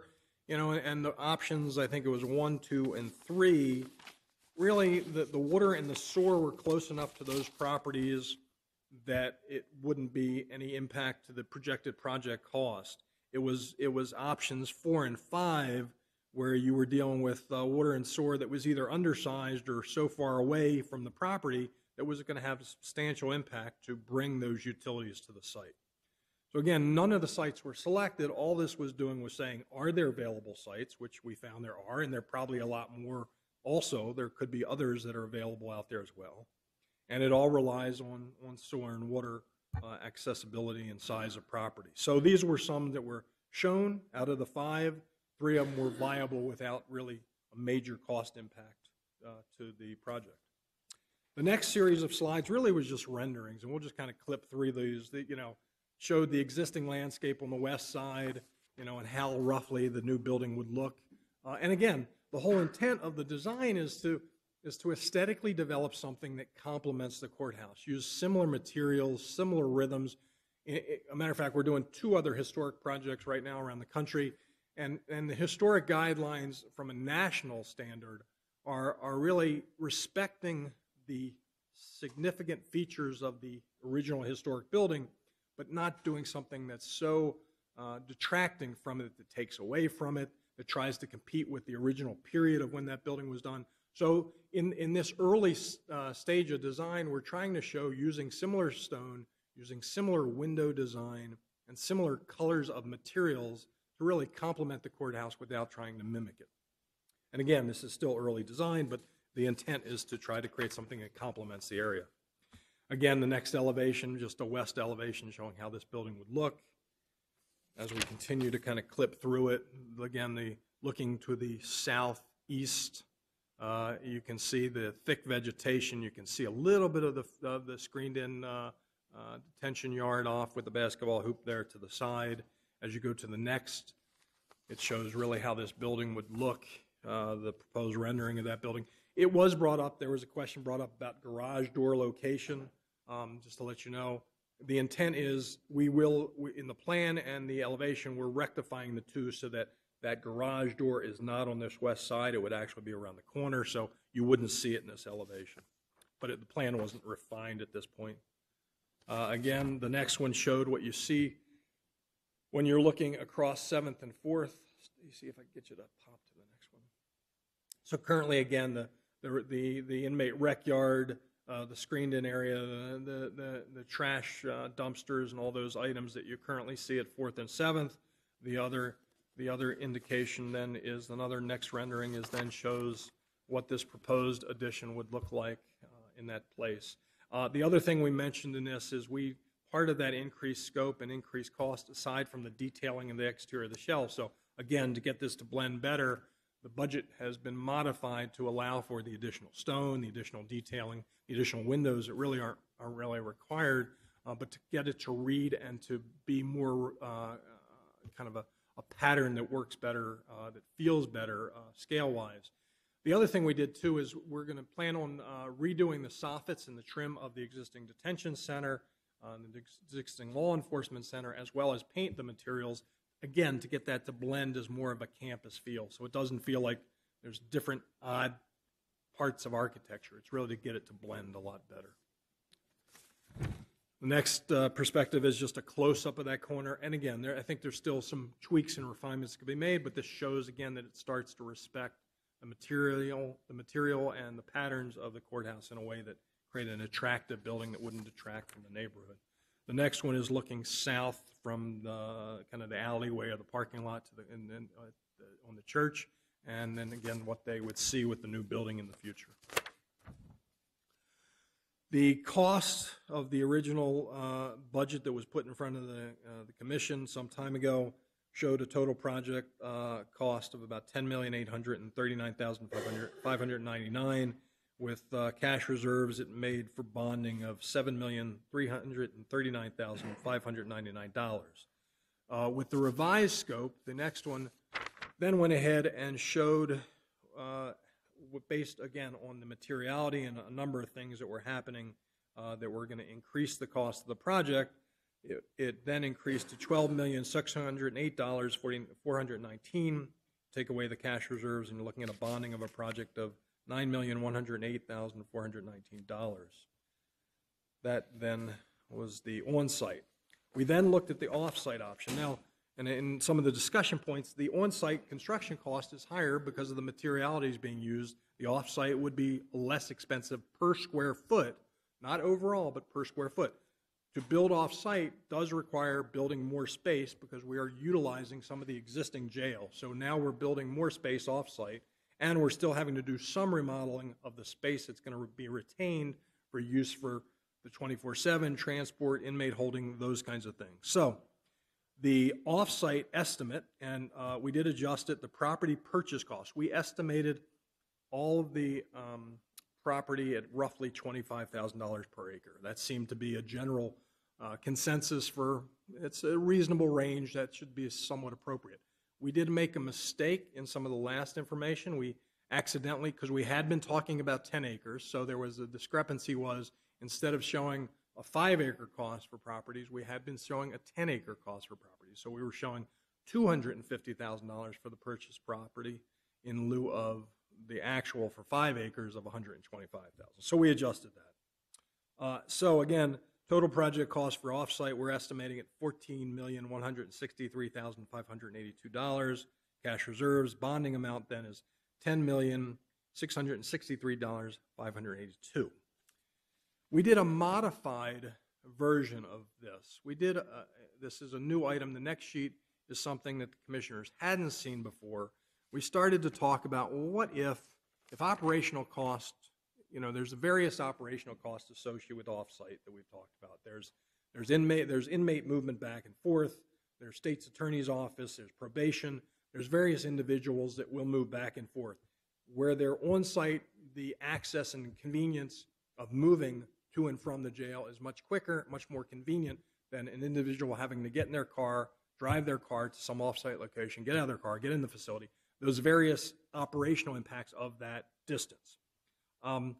What this additional estimate looked at was if we were to minimize some of that, if we were to build a single courtroom with some additional arraignment or court space, would that help?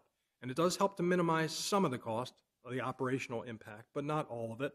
So what this does is it adds roughly about 8,000 square foot of courts space, a courtroom, some additional court space, and to that budget, it basically increased the offsite option from a total price of that $14 million, roughly a little over $14 million, to $17,962,014.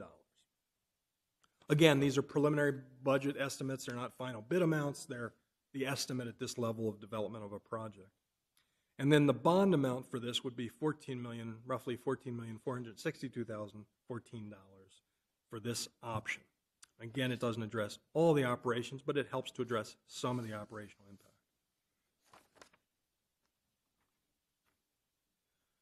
The next sheet had to deal with the current staffing and the long-range staffing of some of this as far as the jail.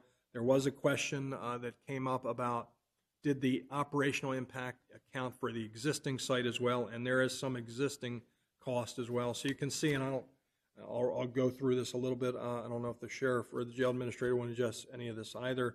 But the current staffing costs include one jail administrator, one correctional sergeant, one court deputy, one 24/7 coordinator, 6 full-time correctional officers, and 12 part-time correctional officers. That yearly cost is $663,837. The expansion cost, so to build on site, will add 3 correctional officers because you're adding additional inmates which require additional supervision. Again, I think we were using roughly $70,000, about $70,000. It looks like it's been refined a little bit, but with benefits and salaries and so on and so forth, it was roughly about $70,000 per correctional officer. So you can see that by adding those three full-time correctional officers is 205,755, excuse me, too many numbers to keep rattling up, for a yearly cost. And when some of these projections, we looked at a 20-year projection because most projects are 20-year bonds, so we look at 20-year projections to say what's that impact. So there is an impact of roughly a little over $4 million for that additional jail staffing on site. The difference then is the jail expansion to build off-site does require, there is some additional utility costs because now you have 2 additional buildings. That's factored into this as well. But looking strictly at staffing, you have 1 full-time deputy for transport, you have 2 full-time correctional officers, and you have 3 full-time correctional officers for the jail. Again, using that same, roughly that same salary impact, you're looking at about $450,000 of increase per year. Over 20 years, it's about $9 million. Other costs that are associated with that will be, the purchase of van and some other equipment, it looks like, for that as well. Now, the one thing that hasn't been addressed is if you were to go with the off-site, how much of this would be minimized by that impact? And again, we could talk to the sheriff's office. I would guess that really there'd be a portion of that, because this deals with just corrections movement, there's probably a large portion of this that's negated with that on-site option of building courts. But again, we haven't discussed the impact to state attorney's office, probation, which there are impacts to their staff and their operations as well. So the off-site with the additional courts building would help to minimize some of this cost. The next sheet we looked at then was pros and cons. So again, and I'll be brief with some of these because most of you have all heard and seen a lot of this information before as well. So the existing jail courthouse, the pros was staying on site and minimized increased staff, operational costs, utilized existing buildings, lower overhead cost, overall project cost, maintains department operations efficiency by close proximity.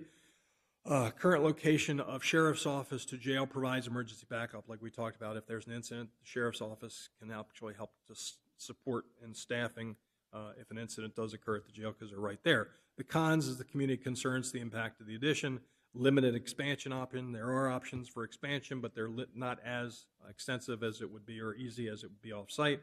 Limited on-site parking, increased cost per square foot for the historic design approach. And there is some phased construction required. You got to build the addition before you can, and you got to move people before you can do some of the remodeling. So there is some phased construction impact.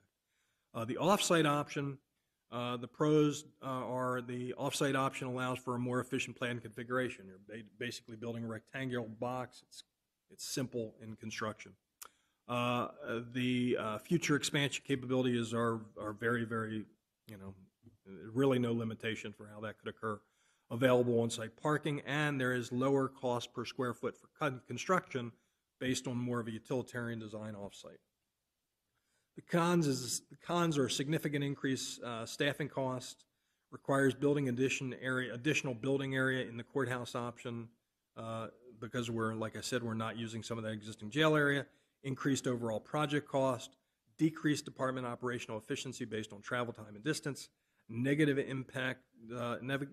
impacts emergency backup support to the sheriff's office, as I mentioned, and court schedule changes impacts operational efficiency of the jail staff inmate.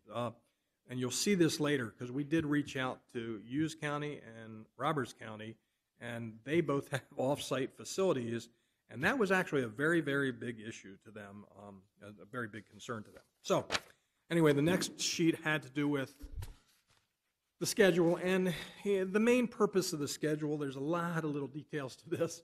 If you talk about the main differences are, if you look at the on-site, we would have to go back in front of the Board of Appeals for the variance based on the new setbacks that we've come up with a new design.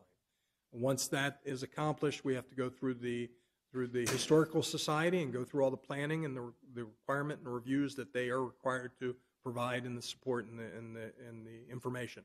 At the end of the day, it's up to the city to issue the permit.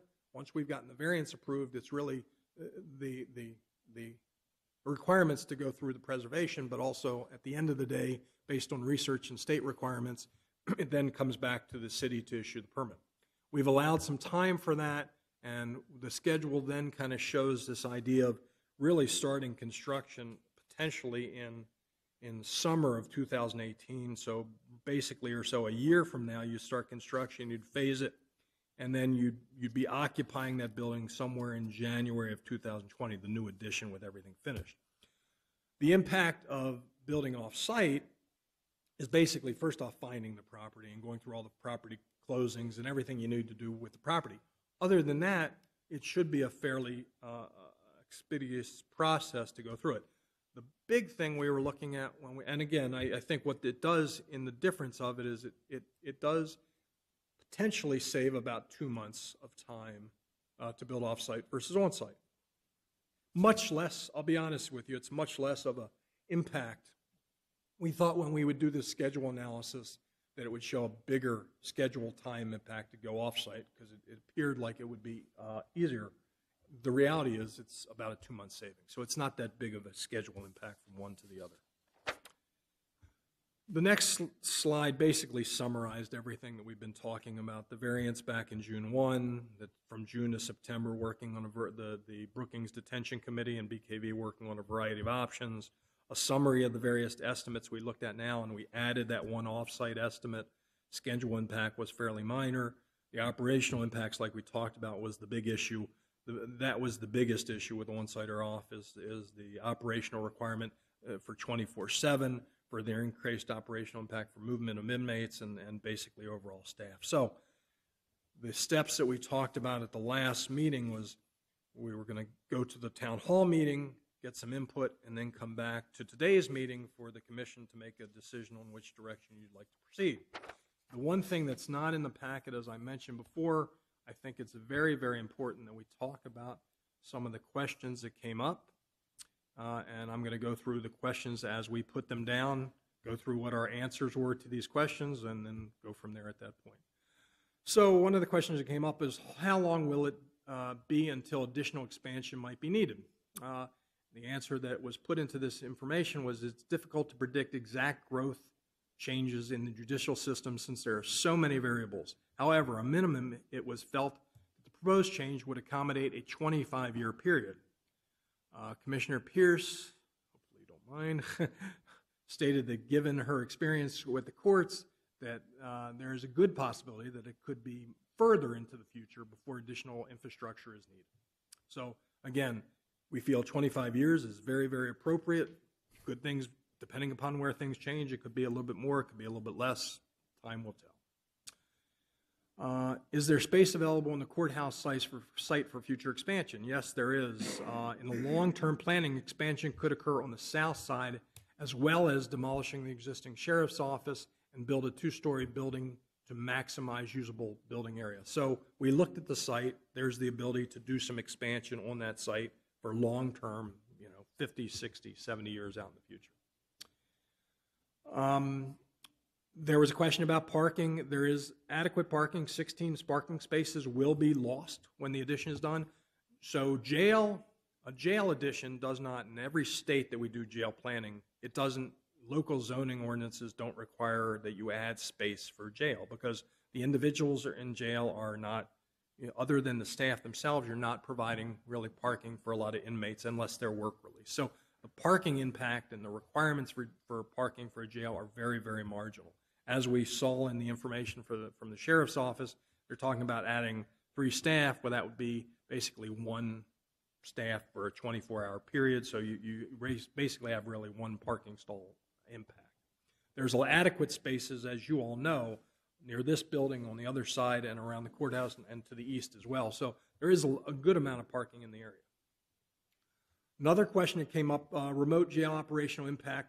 So the remote jail operational impact was questioned. We then went ahead and contacted, as I mentioned, Hughes in Roberts County. We did not get in touch with the jail administrator. We left messages. We did talk to the clerk of courts, and the information that we found out from Hughes County, when jail was connected, it was much easier to schedule court cases at short notice and get inmates to and from court. Jail transport inmates, and both of these counties, again, have their jail and their courts separated from each other, and they're not located adjacent to each other. They'd have to do some traveling to get back and forth. Jail transport inmates have required using a group correctional transport van. There is no holding or staging area in the court other than sitting in the courtroom and use area. There are at least 2 transport officers on at all times during court, sometimes 3. When there are 3 transport officers on duty, 1 stays in the courtroom since they don't have a bailiff, and the other 2 officers move inmates back and forth to jail, to courts as needed. They do not utilize use specifically does not utilize any remote or arraignment processing. Roberts County, it was basically what the clerk of court said to us, it was much more convenient when the jail was across the street from the courts. Now if they need someone from jail, it takes at least 20 to 30 minutes to move that inmate to and from court facility. They use 3 transport officers when they have felony arraignment courts in session, and then they mention the types of individuals they use. On other days, they'll use 2 transport officers. Felony arraignments take at least 30 minutes each. There's no inmate holding area. Inmates sit in court in shackles. Clerk of courts has been there 32 years. Court ran more efficiently before the remote jail, but Sheriff's Department does their best to keep them moving. Let's see, court staff is assigned to, so they had, for Roberts, they specifically have a court staff assigned to coordinating all those transports in and out of courtrooms. So they basically, a court staff is assigned to organize and arrange inmate transport just to make sure it's coordinated with court calendar on a regular basis. So they actually added a personnel to coordinate that. Again, I mentioned the garage door. That was a question that came up. The garage door location on the plan seems to be conflict with rendering, and that was exactly true. It was a very astute notice of that modification. And again, like I said, we're still massaging some of those, but the door will be moved so it won't be on the west side. Can the jail addition be lowered? Somebody asked, can it be like a garden level and things like that? And basically what we explained is you're tying to the elevation of the existing jail, you're bringing your booking into a level that's off the street, and so movement of inmates up and down would impact, first off, it would impact the accessibility requirements, the ADA accessibility requirements. So wherever you go up and down, now you not only have to provide steps, but if you're moving an inmate or you have an officer or somebody that has some disability of some level, the ADA code requires some accessibility. In addition, as soon as you start to add steps, moving an inmate, like I was trying to explain or like I explained in the meeting, if you have somebody that's drunk or belligerent, that it's on drugs, and you're bringing them in from booking and you suddenly have to take them down some steps to get them to an area, that's an area that could be a liability for the inmate. It could be dangerous for the correctional officer that's moving up and down steps. So again, that's why historically around the country you typically don't see steps in these areas, because it creates some liability and some problems operationally. So no, we would never recommend for that elevation change. It was brought up that there was potential error in the math. It was a very simple error. We talked about that we were showing the price for 10 acres versus 5 acres, and so we adjusted it in the estimates you saw today. There was some question about the jail operations staff. Again, that was addressed in the materials you saw today about whether or not that took into consideration the current impacts. There was another question that talked about the different amount of the soft costs. So soft cost, again, are all the furniture, fixture, and equipment, all the chairs and furniture that go into these types of buildings, the architectural engineering fees, any permit fees and plan review fees, any special inspection fees, advertisement for bids, all the various things that go in that are considered soft cost of construction.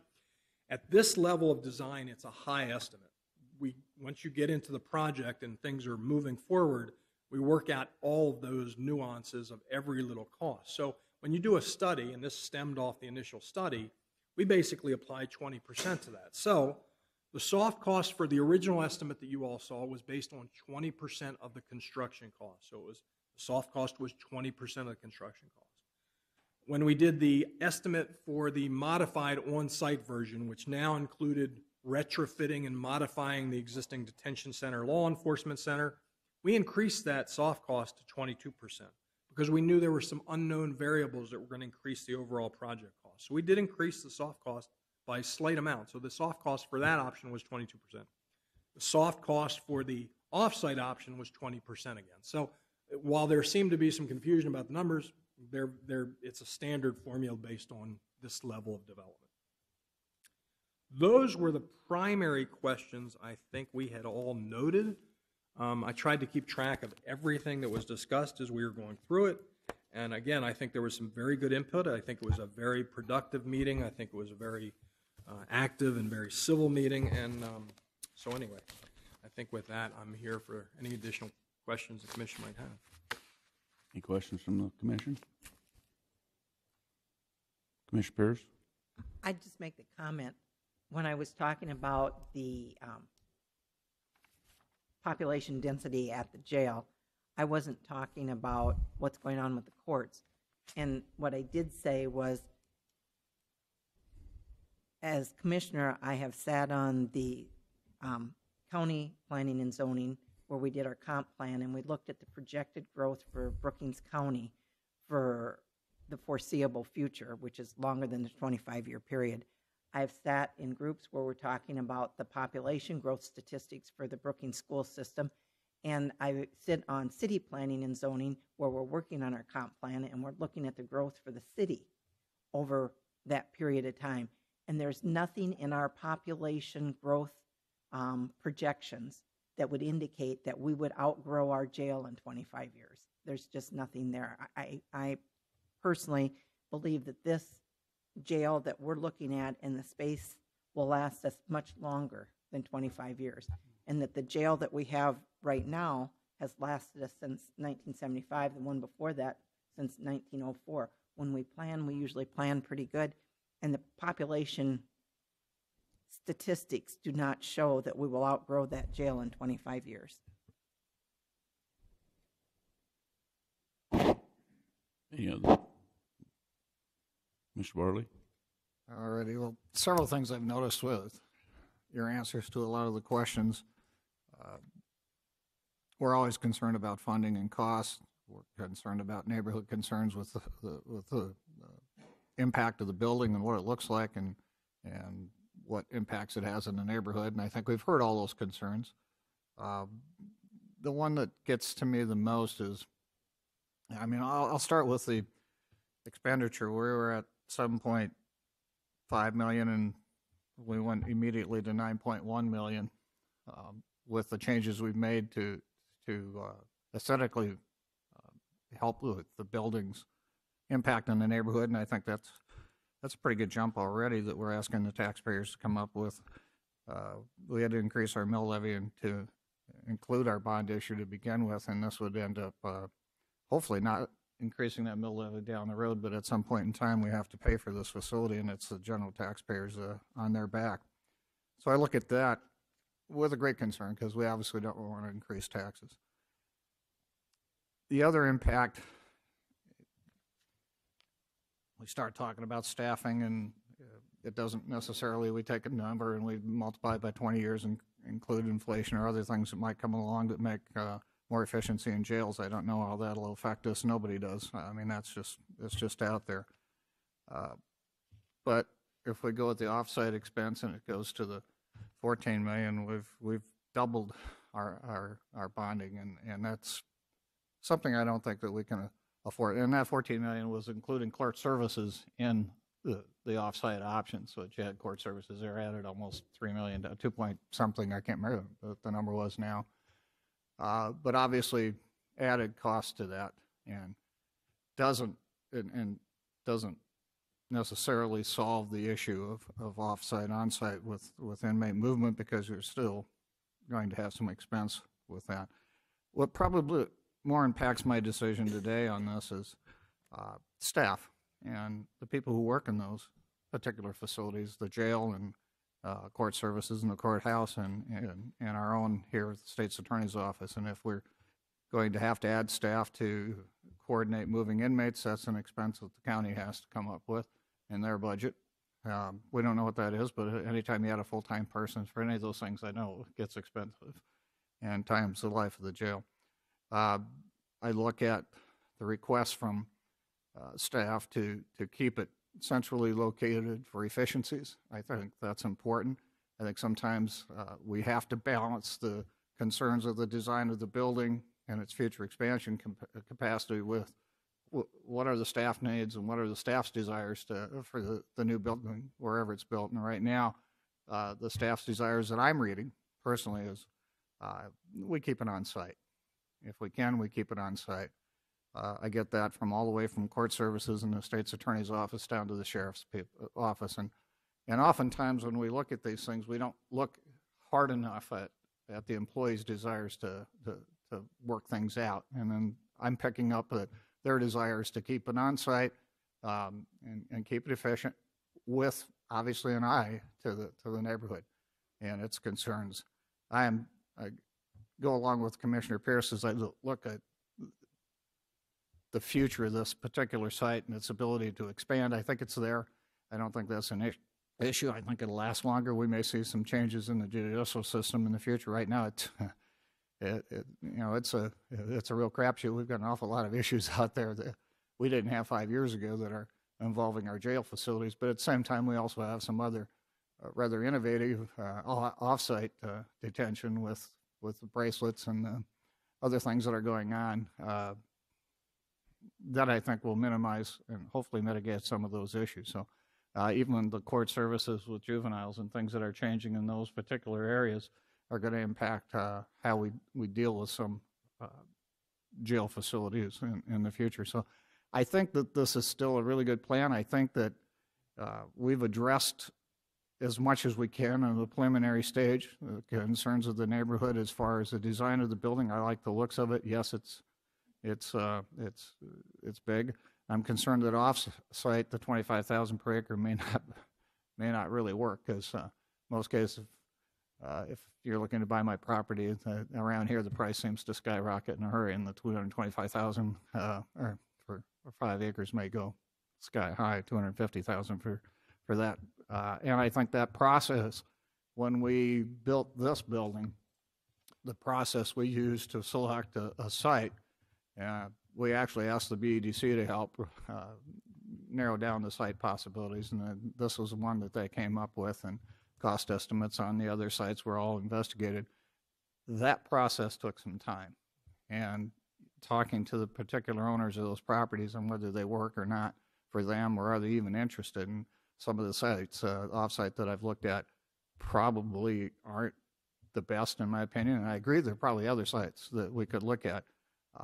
But it's time to make some sort of a decision, and I appreciate the off-site research that was done. I think it's appropriate that we did that. We probably should have done it from the beginning, but we have entered into that, and you'll never get it all answered ahead of time, off-site or on-site. You'll never get all the answers to everything. But right now, if I were to put what I feel is important to us is the operational of that facility and the employees that run those positions, their desires, and I put a lot of emphasis on that. And I think we've tried to make a real good effort to handle the neighbors' concerns. And in the final design of this building, we'll continue to address that, I believe. And so those are my comments at this particular point in time. I'm very conscious of the taxpayers' money.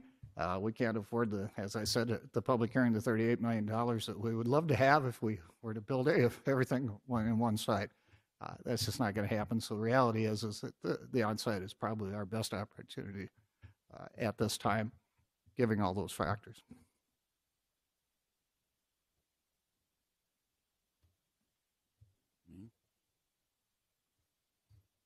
I guess I'd like to thank Bruce and the staff of BKV for providing us with the updated drawings and renditions, and also the corrected estimates and projections. My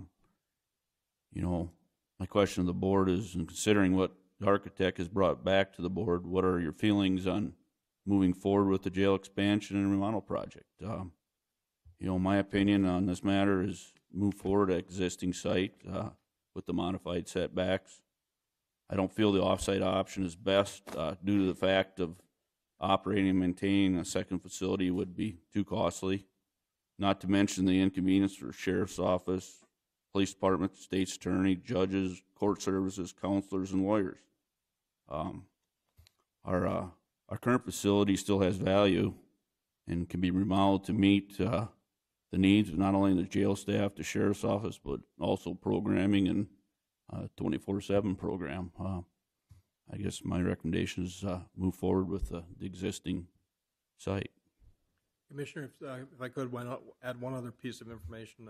Currently, the deadline for submission for the Board of Adjustment is October 3rd for their October 19th meeting, and we could easily achieve that if it is the Commissioner's wish.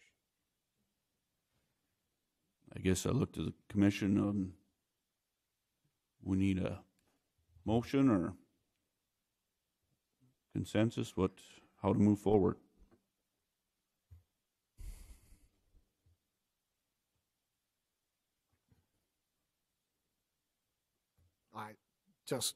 It's listed as an action item, so I think it would take a motion at this point and everybody vote. So since it's listed as an action item, consensus is not the way to go. I'll make a motion that we move forward on the existing site. I'll second. I have a motion and a second. Call the roll, please. Pierce. Miller. Aye. Krogman. Aye. Bartley. Aye. Jensen. Aye. Motion carries. Thank you, folks. Have a good day. Thank you. We have a scheduled 10:45. I gotta wait again.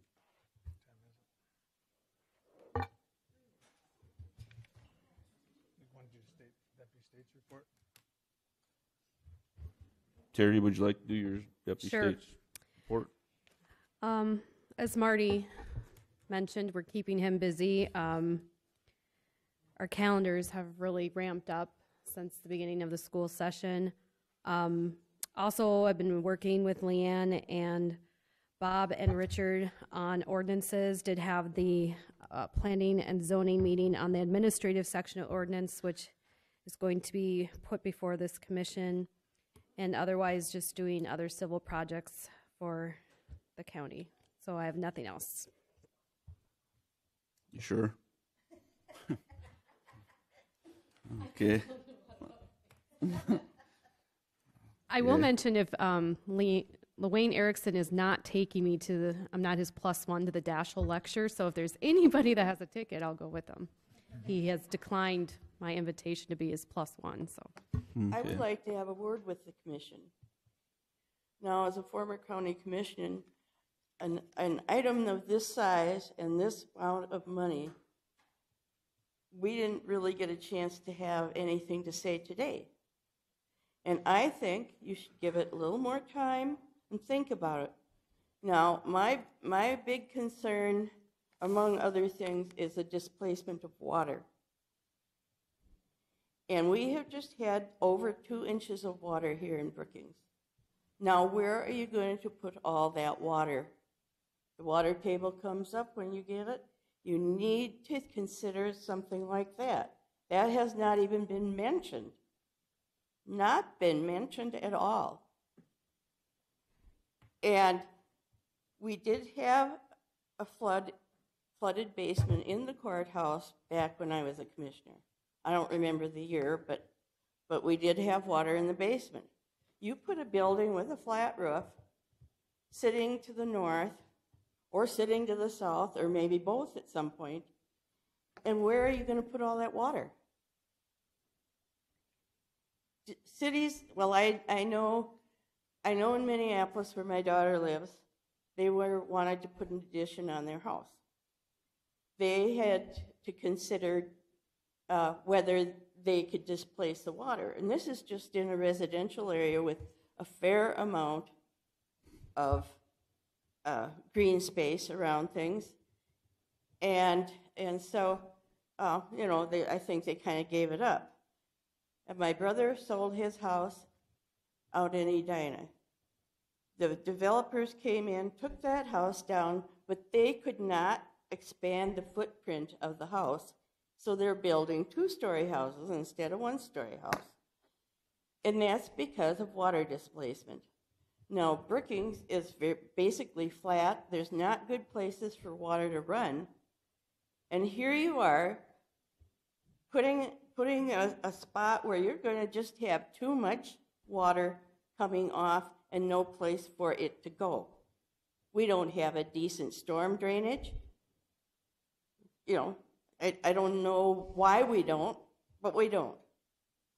And until you do a decent storm drainage and figure out where you're going to drain the water so you don't displace the farmers that happen to have low land, I just think that you need to do something. And you really need to consider some more things. And I'm really disappointed that you didn't have a chance for people here, some have left, to even hear what people thought. Granted, the other night was probably the night to do it, but I learned a lot of things that night. And of course, I'm the problem why so many people are here, but I think we need to think a little longer about it. I think the site 1 out on the east part of the bypass 14 is an excellent site. It looked like there was an extra space of land where we could buy the whole piece of that land, and it sits up so the water drainage wouldn't become a problem for that particular building, but you'd have to consider where it ran. Anyway, doesn't matter where you build, you have to consider how you displace the water. And you aren't doing that. And that's being irresponsible. And I think you've been doing a good job, but in this case, I think it's irresponsible. And I will never be happy about it if you build on there. I was on the commission at the same time Mike was on the city commission and deciding, you know, what to do in order to have the right amount of courthouse space. Well, this is what we did, and it's working out beautiful. It's off-site. And it works good because it's in town. But you go and put a prison right next to our gorgeous, our gorgeous courthouse.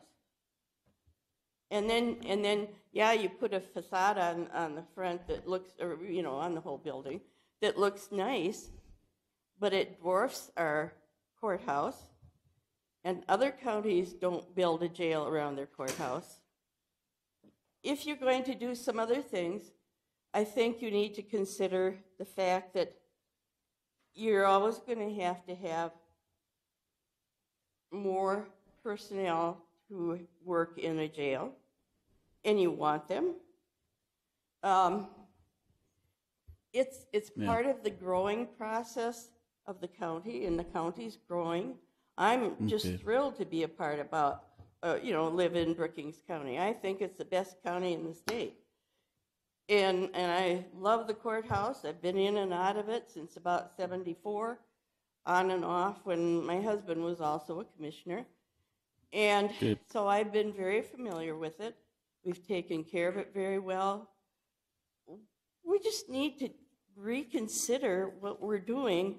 Okay, Mary, we'll thank you for your thoughts. We do have a scheduled 10:45 on the agenda. I'm sorry. I know I'm out of order, but I was very disappointed that you didn't let any of us have some of the things to say that we felt were necessary. Okay, thank you. You're doing a good job. Item C, 10:45 a.m. Beta presentation of Friends of Transit Award, Above and Beyond Award. I asked Brenda, I was at the conference up in North Dakota, and I asked, Brenda did a real good job up there with this presentation, and I thought it was, I'd have her come forward and make the same presentation to the board and also the highway department.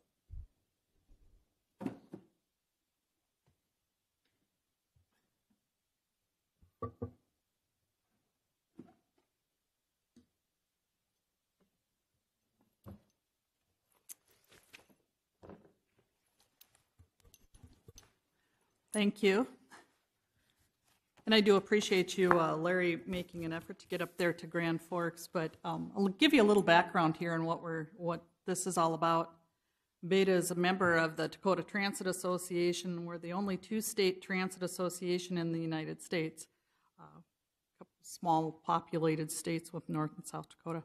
We hold an annual bus rodeo driver training, as well as a full conference at the DTA membership. For the DTA membership, members include transit programs from each state and national transit affiliates, state affiliates, as well as vendors. So in conjunction with this annual event, we have the opportunity to nominate and recognize those that are outstanding in their field of work, as well as those that support transit and its mission. We are proud to present to you two of the 2017 awards that were recognized at the convention in Grand Forks this month. The 2017 South Dakota Friend of Transit Award that was presented to Brookings County Highway Department. The second award is 2017 South Dakota Above and Beyond Award, which was presented to Charlie Schnabel. This award reflects those that go above and beyond in transporting individuals with special needs. Beta proudly adds these awards to our collection, which includes 5 other Above and Beyond awards, 2 South Dakota Driver of the Year awards, and 2 Innovative Agency of the Year awards. So September 2018, Beta will be hosting the annual conference here. So we did back in 2012 as well. So this is a busy 5-day event bringing in these transit affiliates, and we're up for the challenge. But with that, I'd like to, if you'd humor me in listening to our nomination, we just felt really proud to be able to do this. So in these award opportunities, it triggers us to think about who we are, what we do, and just how it gets done. Like the saying goes, in raising a child, so is the same in nurturing a transit program. It takes a village. Our program happens to be in the northwest corner of the village of the Brookings County Highway Department. This year, actually right about now, marks the 13th year of moving into the building that was built only because of the generosity and foresight of the Brookings County Commission. With limited land opportunities, the county offered up a portion of the lot that housed the highway department to build our facility. I often say we're in the gated community of the county highway department. Their office and maintenance shops are in the front yard with various buildings, fuel tanks, trucks, equipment surrounding us. When our operation started, we basically had 4 vehicles, 3 of which were part-time. We had equal number of drivers, 2 part-time dispatch, and 1 part-time director. 7 people, very manageable for the traffic going in and out of here. Moving forward, the supervisor and highway department have never complained as we've grown to 25 vehicles, 37 employees, and all of the extra foot traffic our expanding operation has experienced. As we've outgrown our garage, we've had to strategically place the overflow vehicles around our building. The highway crew has always assisted us in clearing our doors and surrounding the area of the building from snow first thing in the morning. We do not take this relationship for granted and work continuously at being good stewards of the land. We know we are guests, somewhat like family that comes and never leaves. Beyond the physical facilities, the Brookings County Commissioners have held a spot at the table of our board of directors, originally with an ex officio title. However, this was changed in the recent years to allow the representation to be a voting member of the board.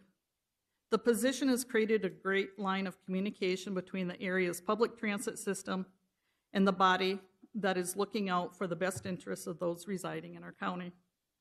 Through our meetings, reports, challenges, and successes, the county understands where their contributions through non-mandated subsidy portion of their budget goes to. Funding is a choice, not a given through a line item. Beta uses the contribution from the county to apply to our 5311 grant, operating grant. In the past 2 years, now 3 as going forward, in the first The commissioners have recognized our expansion of hours, the increase in service provided countywide, the condition of our fleet due to these factors, by also allowing match funding for a replacement vehicle, both in 2016, 17, and on the docket for 18. Through our communication on the capital grant opportunity presented, the county has understood in order for us to meet the demands of the citizens of Brookings County, we need reliable capital. We recently gave the full commission a project update and invite them to tour our facilities at any time. We've also worked with them in their county planning meetings. Last year, an employee of Beta happened to be driving by our gated community and noticed flames. A towed vehicle was impounded earlier in the evening. The vehicle burst into flames and threatened the Quonset building directly south of our full garage facility. Our surveillance cameras caught the event. The city fire department and county highway crew and our staff worked together to minimize loss. It takes a village.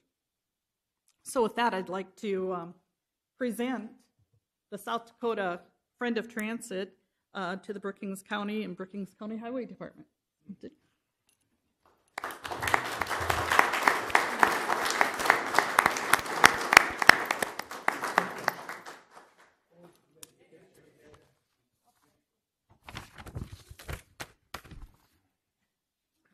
Stay there.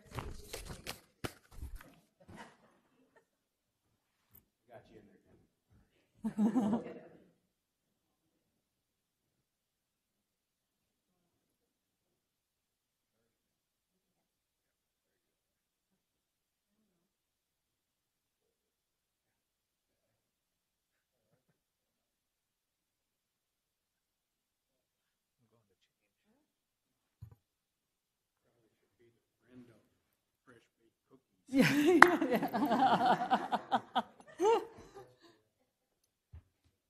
We like to bring them treats once in a while. So with that, then the other nomination that we had submitted and was awarded was Above and Beyond Award. And Larry thought it would be appropriate, as long as we're doing the one award, to be able to recognize this next award winner. And Charlie Schnabel has been a driver for Brookings Area Transit since February of 16. Charlie came to Beta after retiring from Mines Fire Auto in Brookings. Whenever he walks into a room, he's easily overlooked by his easygoing, unassuming demeanor. But whenever a task needs to be done, he is the biggest person in the room. Whenever any task needs to be done, such as a shift filled, a driver calls in sick, bus needs to be cleaned, he'll take care of it. Charlie's also gone above and beyond to ensure that whatever task is needed is taken care of. Charlie's also very caring for every passenger he drives for. Dispatch has learned many times from passengers about how they want Charlie to drive them. They comment about how he always makes them feel very comfortable, addressing any concerns they may have, and always taking the time to answer any questions they have and putting them at ease. As one passenger, Mark Sternhagen, who is wheelchair bound, has commented, Charlie takes extra care with things to the point where I have no worries at all when he's driving. Other passengers have commented about how they appreciate how Charlie will tell them what he is doing and why, and when he is securing their wheelchair and then ensuring that the seatbelt is comfortable for them before beginning any trip. There have also been many passengers that have made the comment, in speaking with Charlie the other day, when I was riding the bus, he informed me of the many services that Beta provides. I did not know that Beta is a Medicaid provider. I've been riding bus for 3 years, didn't realize that. Charlie also promotes the services that are provided by many of the local churches, telling people of the free meals, Sunday service, and other promotions. Charlie's very knowledgeable about Brookings and all that our wonderful town offers. Another example of Charlie going above and beyond was when he was tasked with a yearly bus inspection, which is a very big job. Charlie went above and beyond to ensure that every bus in the Brookings fleet was up to code, spending many long hours going over the buses, ensuring everything was fixed, and was constantly cleaning them inside and out. When the inspectors came from the State Highway Department, they commented on how easy their job was because everything was taken care of due to Charlie's hard work. So with that, Charlie Schnabel is here and will present him with the Above and Beyond Award.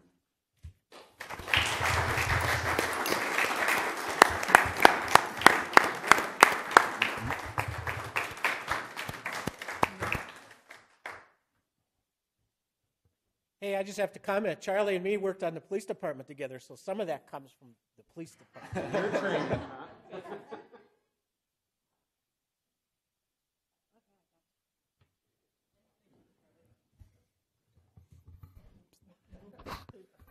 Thanks for allowing us to take the time to do that and Thank you. appreciating our recognition. Thanks for nominating us, and thanks to staff also. You bet. With that, we temporarily adjourn, or we just adjourn now? Yeah, but okay, that's right.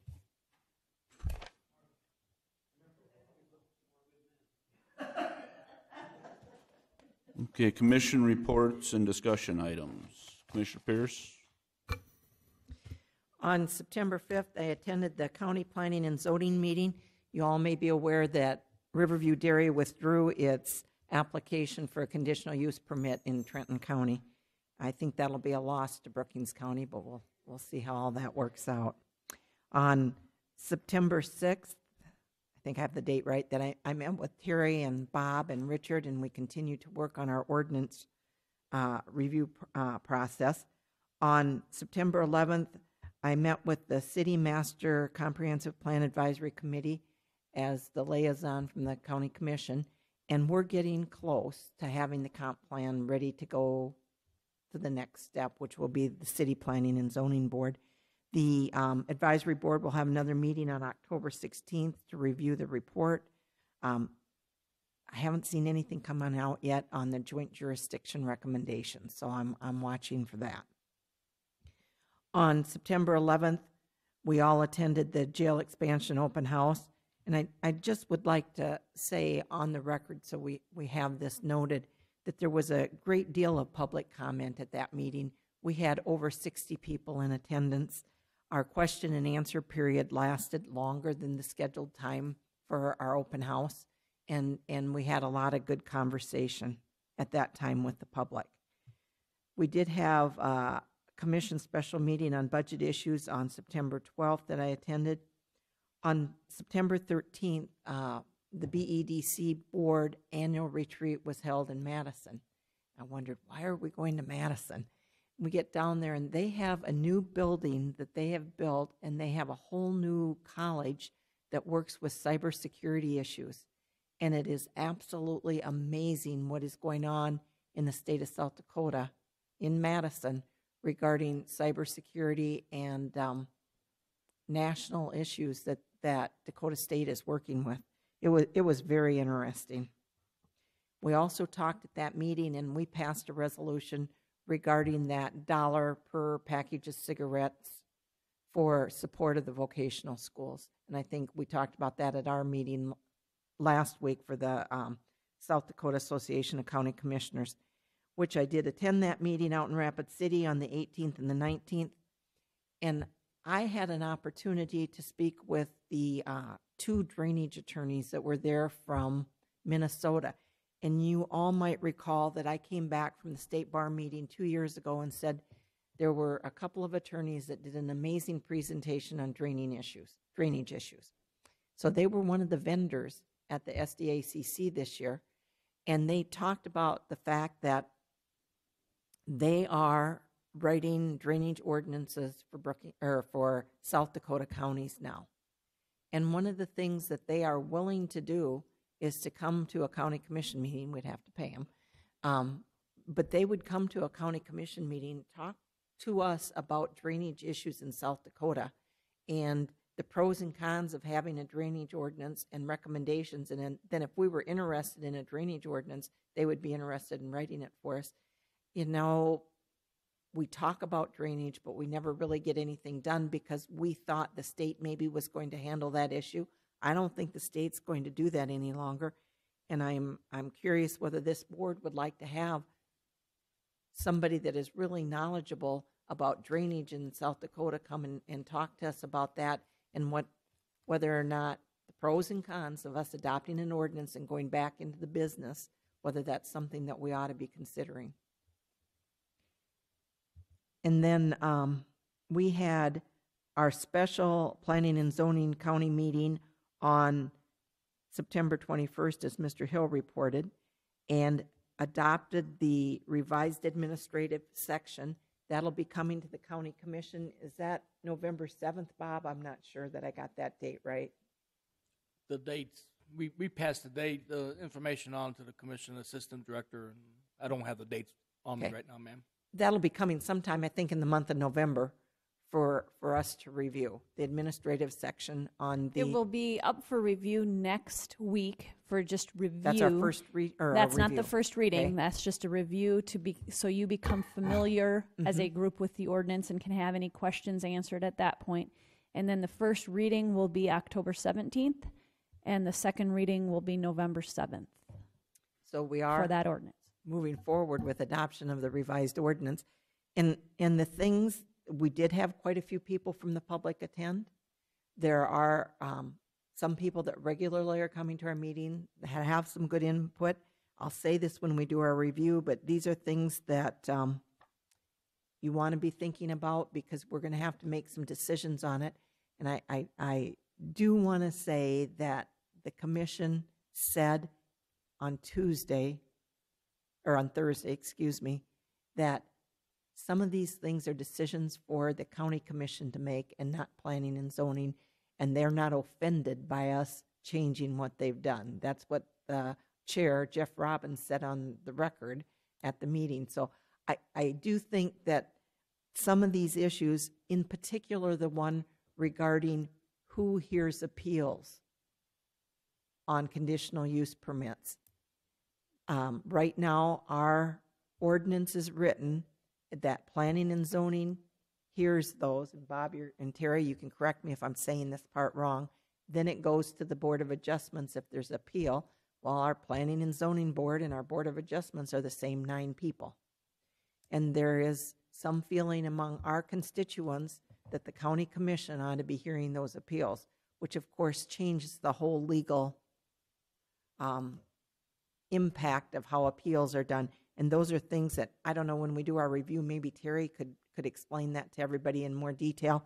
But that's one of the things that we're going to have to make a policy decision on. The other thing was the public that was there really wanted, and we got emails and we got letters, a longer notice period than 10 days. And just for y'all to be thinking about this, our notice period right now, Bob, is what in our ordinance?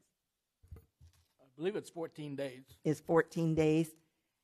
The way the administrative ordinance is written, it is set back to 10 days because it matches up with state statute. And 14 days may be a better way to go.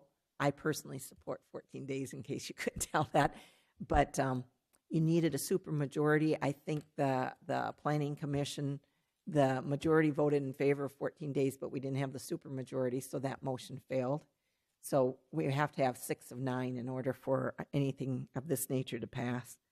And the other thing that we'll have to talk about, and there wasn't a lot of conversation on Thursday night, but there was written materials that came out regarding the transferabilities of conditional use permits and whether or not they should, when somebody sells property that has a conditional use permit, whether or not they should have to come back and have that transferred. So that's my report from Planning and Zoning, except for Bob and Richard did distribute to the Planning and Zoning Board the revised Lake Park Ordinance, the revised Commercial, Natural Resource, and Aquifer. So we got 4 more sections that are in the pipeline, and those will be coming. So we are moving forward. On Saturday, September 23rd, I volunteered to work 2 hours from 1 to 3 sitting at the desk at the OAC, and it was interesting. There was kind of a steady trickle of people coming in, and not people that were necessarily members. We had, and I made an executive decision while I was sitting there, so I need to tell the transition team that on our fee list, we didn't have anything on there for a day pass for a family. So we had 3 different groups that were families, that was one adult and a bunch of kids, or two adults and a bunch of kids. And I just said, charge for the adult day pass, because I'm thinking we didn't want $10 for a 6-year-old. So we did that, but that's something that you may want to look at is what we would want, if anything, for a day pass for a family. But the pistol range people, they're just psyched and going big guns. There were many people on the archery range, some of whom are members, which is what we had decided. We did let one family go on because they'd been members last year, and they'll be members again when we get things straightened out, but they had been trained and been through all the process and everything. So it was kind of fun being out there. Yesterday, we had the Joint Jurisdiction Committee meeting that Bob reported on. There were a couple of things. We did talk about whether or not we would need any money, whether there should be a budget for that committee. We just think there might be some noticing things, because eventually we will have to do some notices. And we agreed, subject to each of our groups approving any expenses that came up, we just split the city and the county 50-50, if that's acceptable with all of you. And then we are advertising, and Stacy got the ad out on that, for 2 at-large members and 2 township members. And if you are talking to anybody out in the townships, let's encourage people. I'm hoping, I think we'll get a large people because they'll come from the city, but we need to get some people from our townships that apply to be on that committee. And then last night I went to the Prairie Nightingale event at the hospital and saw again the new remodeled area. It's just beautiful. And they have a nice little plaque up thanking Brookings County. We're listed with other donors. It was very nice. And that would be my report. Commissioner, I'd just like to say that you made an impact on some of the people out at the OAC for volunteering your time on Saturday. So thank you. Thank you. Mr. Burley. I'll try and keep mine a little shorter. Sorry. No, that's just fine. There's a lot of activities going on for all the commissioners in the last couple of weeks. I did attend on the 11th the jail expansion meeting, and I think Leanne covered that fairly well, and it was good for us to attend that, to hear and make comments to the group. And I think we've taken judicious amount of time to get input. So I appreciated that meeting, and I learned a lot there too. Also, the meeting on the 12th with the budget issues, we've covered that.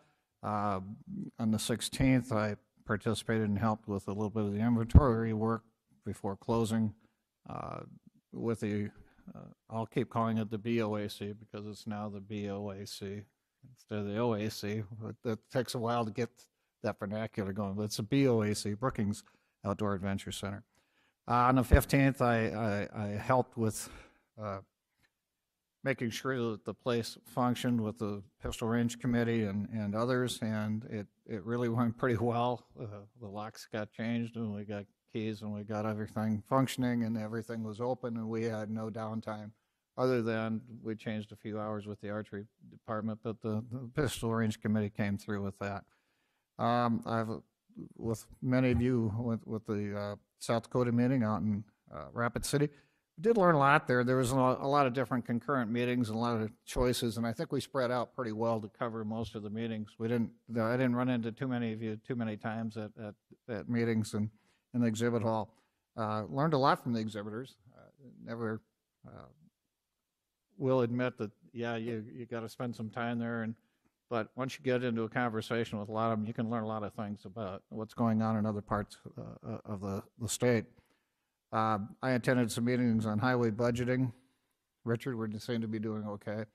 But I did go to that meeting, and Richard was at platting one on diesel fuel, which I found very interesting. So I did go to that one. And the difference in diesel fuel and the engines that run it and require it. So maybe for the highway department, we need to look at those things. Some railroad right-of-way issues.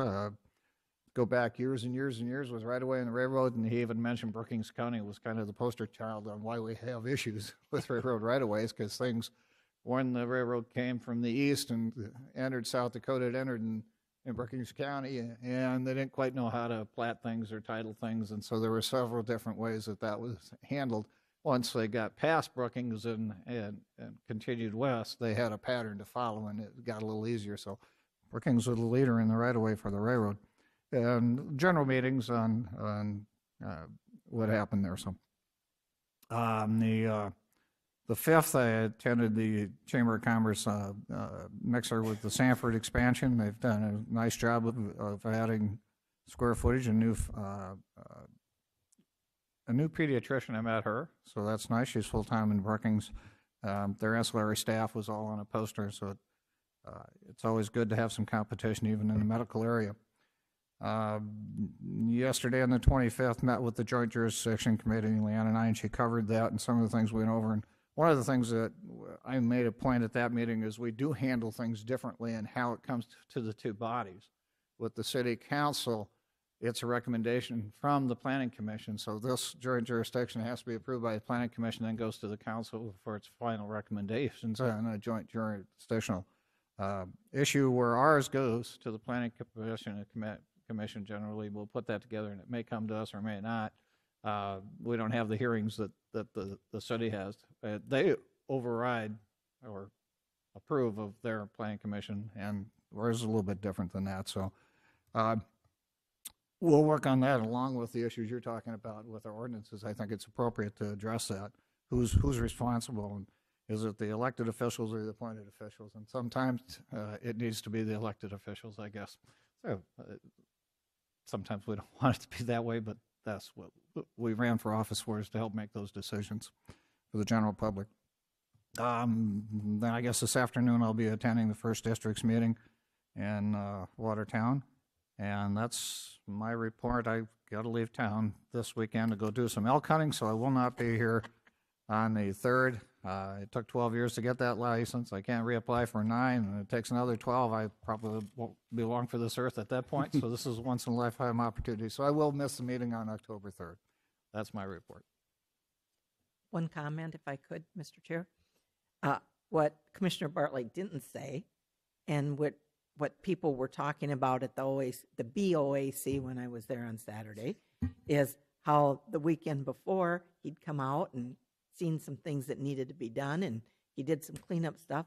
He went home and got his lawnmower and came out and mowed the BOAC, which is amazing, and people were appreciative of that. That was also mentioned yesterday. It looked like it was closing, you know. Whenever you see some real estate with the grass growing high and everything unkempt, you think, oh, yeah, I guess they did close it. So I felt it was necessary to spend 45 minutes to get the thing mowed, and it looked like it was open again. No. I'm next. You're next. Right. Mine might take a long time here, too. So, yeah, there is. But thank you for both of your help on the transition of the OAC. It's appreciated. Going back to September 5th, we had an intergovernmental meeting, which, again, really has been a good meeting. Stacy was there, and Larry and I were there, and President Dunn, and school board members, and superintendent of the school board, and obviously the city manager, and the mayor were there. So we have a lot of good discussion of things that are going on and what we're doing and what we're working on, and we're going to continue to do that. I think the next one is November or October. I'm trying to remember. I think November is the next one. I know they had sent out kind of a poll trying to get it scheduled, so I'm not, but yeah, it's going to be before the end of the year again. Right. And so we're just, communicating basically is what we're doing, just telling them what we're doing and all that good stuff. And so sometimes that sparks some collaboration efforts, and it's been going good so far. So the 6th was our first, Commissioner Miller and I had our first transition meeting, and that went well. It was overwhelming, the first one, but as we continued to work through things and get things taken care of, it's starting to take shape. So, but that was our first meeting we had, was the 6th there. Then on the 7th, I had the Brookings Affordable Housing Task Force, and they're getting ready to make a presentation of their findings, and some of that will include Brookings County. And so I would hope that us as either a commission, as a department, and as a zoning board would take a look at that on affordable housing, and look how us as we are working on our zoning ordinances and how we affect the housing issue throughout Brookings County and there too. So I think it'll be a good report. I think it'll open up a lot of eyes of the housing issues that are going on, and how not just necessarily Brookings County, or excuse me, the city of Brookings is it's their problem. It's a Brookings County problem, and there's solutions throughout the county for housing and stuff. So when that comes out, I don't know if we'll get invited to a presentation, a work session of that. There's talk about that maybe the commissioners will be and stuff. So, but I think we need to, when that does come out, I think we need to take a look at it and see how we can work with that group and work on affordable housing. So the next one was on the 11th, which was full of meetings for me there. We met with Sonia, the 4-H director, Stacy's office with Commissioner Miller to talk about 4-H and their transition into the OAC. And then we had another transition meeting at 10 o'clock out at the OAC to continue to work through that. Then obviously the jail expansion public meeting, which again was well attended, gave opportunity for public questions. And so,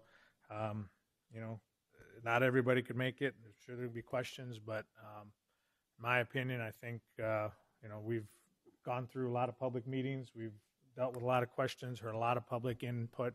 It was time for us to make a decision today, and I think we did. We need to move forward on it. And so I think making that decision now was a good thing. So, and then on the 12th, we had our county budget meeting. And then, let me see where I'm at now here. On the 18th, while you guys were out west, I met with 4-H Shooting Sports. They had their meeting, and I was invited to them and gave them an update where we're going. And so, and 4-H Shooting Sports is, comprised of not just archery. There's other disciplines involved in there, and so each of those disciplines are going to need to communicate with the pistol range committee and the archery range committee. So we're getting them in contact with that. Gave a name to Commissioner Bartley, who's been kind of working with that pistol range committee to make a meeting with them, and then archery range committee, we're working on potentially reorganizing that and getting everybody back involved in that one. So that was a good meeting and stuff too. So then on the 19th, we had growth partnership meeting, which was a 3.5-hour meeting. It was a joint meeting with the research park in Sioux Falls. And so they like to collaborate. It's a good collaboration they have going because they understand if they can get more research and the more dollars spent in the area, just starts the flow of research dollars into the institutions. And so that was a good meeting there. And so the head of the Board of Regents is there. Both the presidents from USD and SDSU were there. And we had a presentation from the head of the Nebraska Research Park, the person that's running the one in Lincoln. And that one has taken off a lot. But they also started with $25 million from the state of Nebraska. So that's a little bit of a jump start that they got. But we're not trying to reinvent the wheel. We're kind of sucking information out from people that have done it already. So, and they've been very willing to help. So those two directors, Dwayne Chapel and Rich Nazer, have done a great job with those. And the collaboration, the communication they have is very good. So they're definitely moving both those parks forward. And so it's a good thing. And then on the 21st, we had a meeting with Stacy at the OAC to go over some information to try to get our membership figured out, our membership letters figured out, so we can start selling members. And we've kind of come to an agreement on identified some pricing. Our pricing, we have decided to reduce the daily fee potentially here, and for the time being. And again, we're making some decisions. Hopefully, for the time being, we'll send this to the advisory committee when we get that set up and see if they want to change anything. But we've kind of looked at costs and that kind of thing. We want to try to keep it affordable. So we've changed some of those fees, and we've been trying to put together a membership situation for that. So that was one of our main meetings there. And we're going to meet again here Thursday to finalize everything on that too. So if you have any comments on that. And then on the 25th, which was yesterday, right? Today's the 26th? All right, good. we met with the Game Fish and Parks out at OAC and had a very good meeting with them, and that's where I spoke earlier about potential for the matching or 75% of that. They thought that was good. We're working on the office space and getting that started. We're getting quotes on that, and then we're going to still have discussions of rent and payment of those stuff too. But they're really excited. They're really talking to their programmers, their people that are in Sioux Falls about programming down here. They're really excited about the location next to the nature park where they can do a lot of their programming. And so I think that's going to be a really good partnership with GFMP and stuff. It's going to lead into 4-H synergies, I think, too, with a lot of what 4-H does. And so anyway, that was a good meeting, so we're going to keep moving forward with them. Again, it's not going to be fast. Like next week, we're going to start construction. They're a government entity, and so are we. So we've got to follow through on all those footsteps. So anyway, that's it. Any questions? I just have a question about the OAC. Are we running a calendar now, a master scheduling calendar? And is Robert taking care of that? Is that so? Yep. So, I mean, we're in communications with all these other groups that are ready to get started. The problem is we don't have, besides Robert, we don't have a lot of help. Okay, so when somebody says, well, I'd like to come in and do this here, and we don't have the help, it's hard for us to say, yeah, let's do it, because we got to find volunteers, and we have to find part-time help we're working on getting established. And so, yes, we're working on those things, but anytime somebody comes in and asks, we're not just saying, yeah, we have to do some work there. So this is, I guess, what you call a transition period to where we're going to work through this stuff over the next few months. And hopefully we don't miss out on stuff, but, you know, we also don't want to turn around and say yes and then make it have a really bad, problem, or not a problem, but just a bad experience for somebody. And then now the word of mouth is, yeah, don't go out there. They have nothing ready to go. So we're cautiously moving forward on any events and different things like that. So thank you. Yeah. I did have a question on, Mike and I met with the pistol range guys, the range, and also, Ryan, when we met with the GFMP, they both had a concern about signage out there, knowing that there's a archery range and a gun range.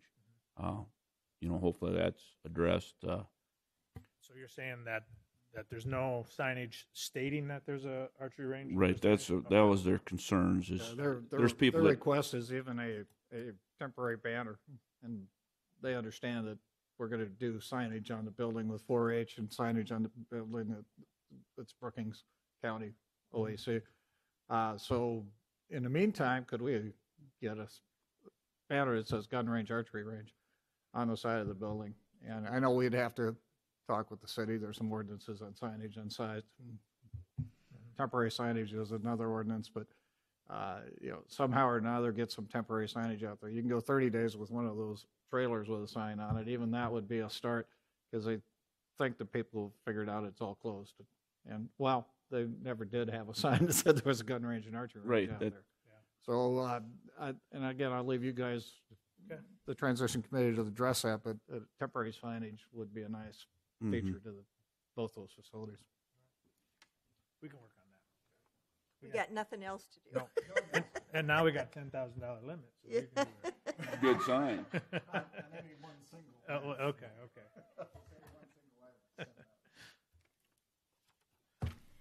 Okay.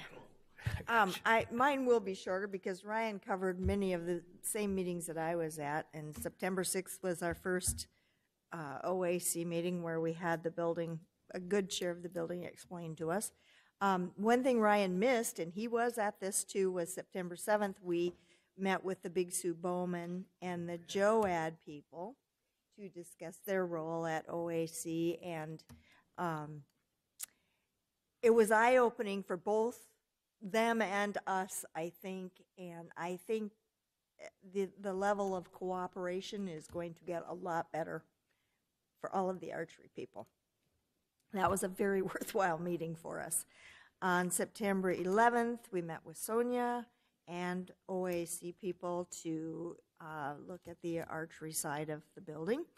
And then at 7:30, we had jail presentation by BKV, and I too feel that we gave adequate time for people's input. You know, if they were late coming to the table, that can't be helped because we advertised, we gave adequate time, we added a time. And so I think we did what we had to do and we needed to move on now. September 17th, I am on the board for the South Dakota Association of County Commissioners, and that's when our first meeting was, and then I was with the rest of you for the rest of the meetings in Rapid City. One of the vendors that I spoke with and was interested in, and I think we need to discuss this maybe, there's an individual out of Beersford who would do a free energy audit in our building. And we do have issues here. And I think that might be an enlightening thing for us, and I think we should think about doing that. On September 21st, we had the last OAC meeting with Ryan and Stacy and Robert. Then on the 25th, the GF&P meeting, and Ryan has talked about all of that. In between all of those, I have tried to take a little bit of the load off of Stacy, and I've made phone calls talking to people about things that they've had scheduled or that they don't think that they're going to be able to do. So I've made a lot of phone calls and worked on some scheduling issues, and that's all I have. Okay. Also, Ryan mentioned a few meetings here that I was also at the intergovernmental meeting. I think it's a good meeting. Like Ryan said, it's we're just knowing what everybody else is doing, so we're not duplicating what's going on or building a street or something. Just to see what everybody's doing, so we're kind of on the same page. On the 9th, I drove up to Grand Forks to the public transportation meeting. There was not a lot of folks there, but on the 10th, the morning of the presentation, there was quite a few people there, and it was impressive how, like the Above and Beyond Award, there was one from North Dakota also, and a couple other entities. Just basically, I mean, they probably don't get paid the most, but they're doing it just to help the public and to make a difference, I guess. And there's not a public transportation place that's not accelerating their program, and I think it's worthwhile for, the money that we give them. I think it's used wisely, and it helps the community. On the 11th, did have a jail expansion open house that evening. Like I said, well attended, a lot of questions answered, and it was very good. On the 14th, I did have a public preparedness and pandemic pod meeting, planning for, I believe it's October 12th or something, for the exercise. Involved in that exercise, it'll kind of be a live deal, but they'll be going out to Elkton to vaccinate some kids at the school. Just in the exercise is what they're going to do. On the 15th, Terry and I attended the closing at the bank for the OAC, and on the 17th, went out to the fall convention. Mike said there's some of the meetings are pretty good. The new ones, there's something different anyway. Some of the ones, if you've been out to the convention over the years, they're pretty much the same thing, same information, but there's new people going there, and they need that information. So, and that, I believe that's all I have. I guess a real quick comment. We'd originally put on the calendar to meet with the new OAC, advisory board October 2nd, and we obviously haven't put that together yet. So no, we don't have. We extended the application deadline for the advisory board till this Friday at 5 o'clock. Mm-hmm. We do have applicants. We have 5 positions to fill, And I believe we have 4 of the 5. Now, applications for 4 of the 5 positions are in my possession now. So what I plan to do is have that as an action item next Tuesday at your October 3rd meeting, is to approve those, the applicants for those 5 positions.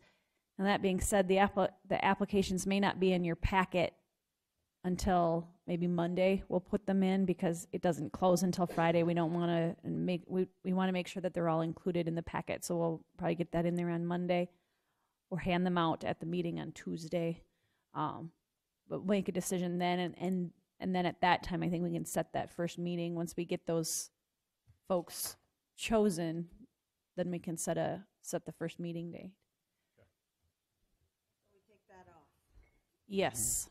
So you have, because the board won't be appointed by that time. The advisory board won't be in existence until the 3rd. Well, yeah, we'll know who all the players are after the meeting on the 3rd. Okay, well, I'm not sure if we want to take that, maybe this is more between Stephanie and we'd like to meet, we would like to put together a archery range committee now, because it's kind of dissolved into 2 or 3 people.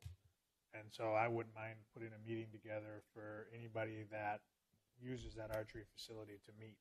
4-H Shooting Sports, Joad, Big Sue Bowman, all meet out there maybe at 7 o'clock on Monday to have a discussion, and then the formation of that committee and the number of people, and try to get that committee active and started going. So I don't know if that's something that we could maybe do Monday night.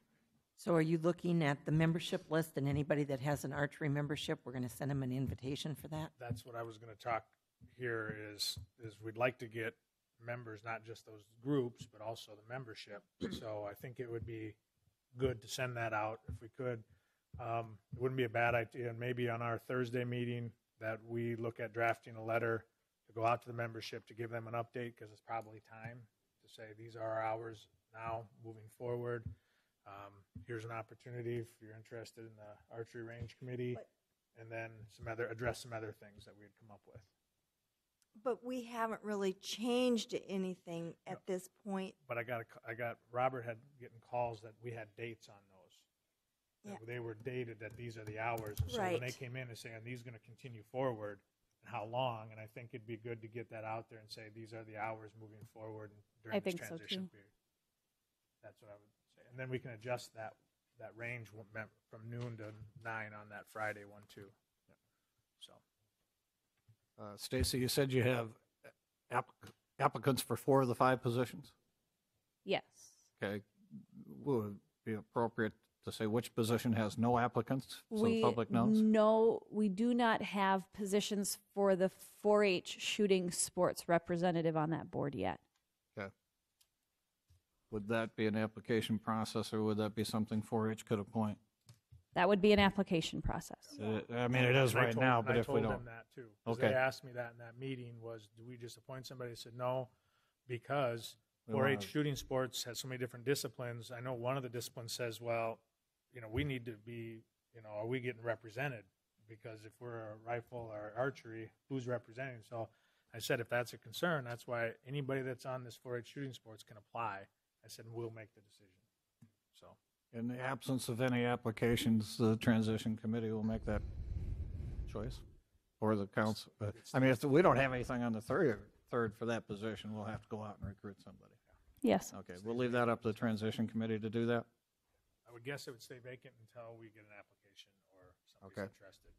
And then we'd probably have to come to us. And then I think that application would still come to this board for approval, even if it's after. But I really think that if we contact Sonia and tell her we don't have anybody from shooting sports, I think she will jack them up a little bit. So, I'll be happy to, I can certainly get a hold of Sonia. Okay. And I just have one other thing not related to the OAC, if we're done with that. I just would like our minutes to show that our open house on the jail expansion on September 11th was our 3rd public meeting on the jail expansion. I think we should say that in our minutes.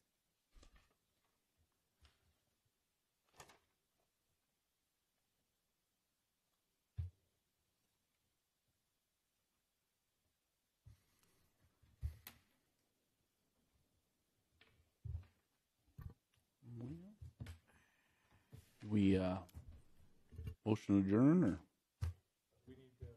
recess till 1 o'clock?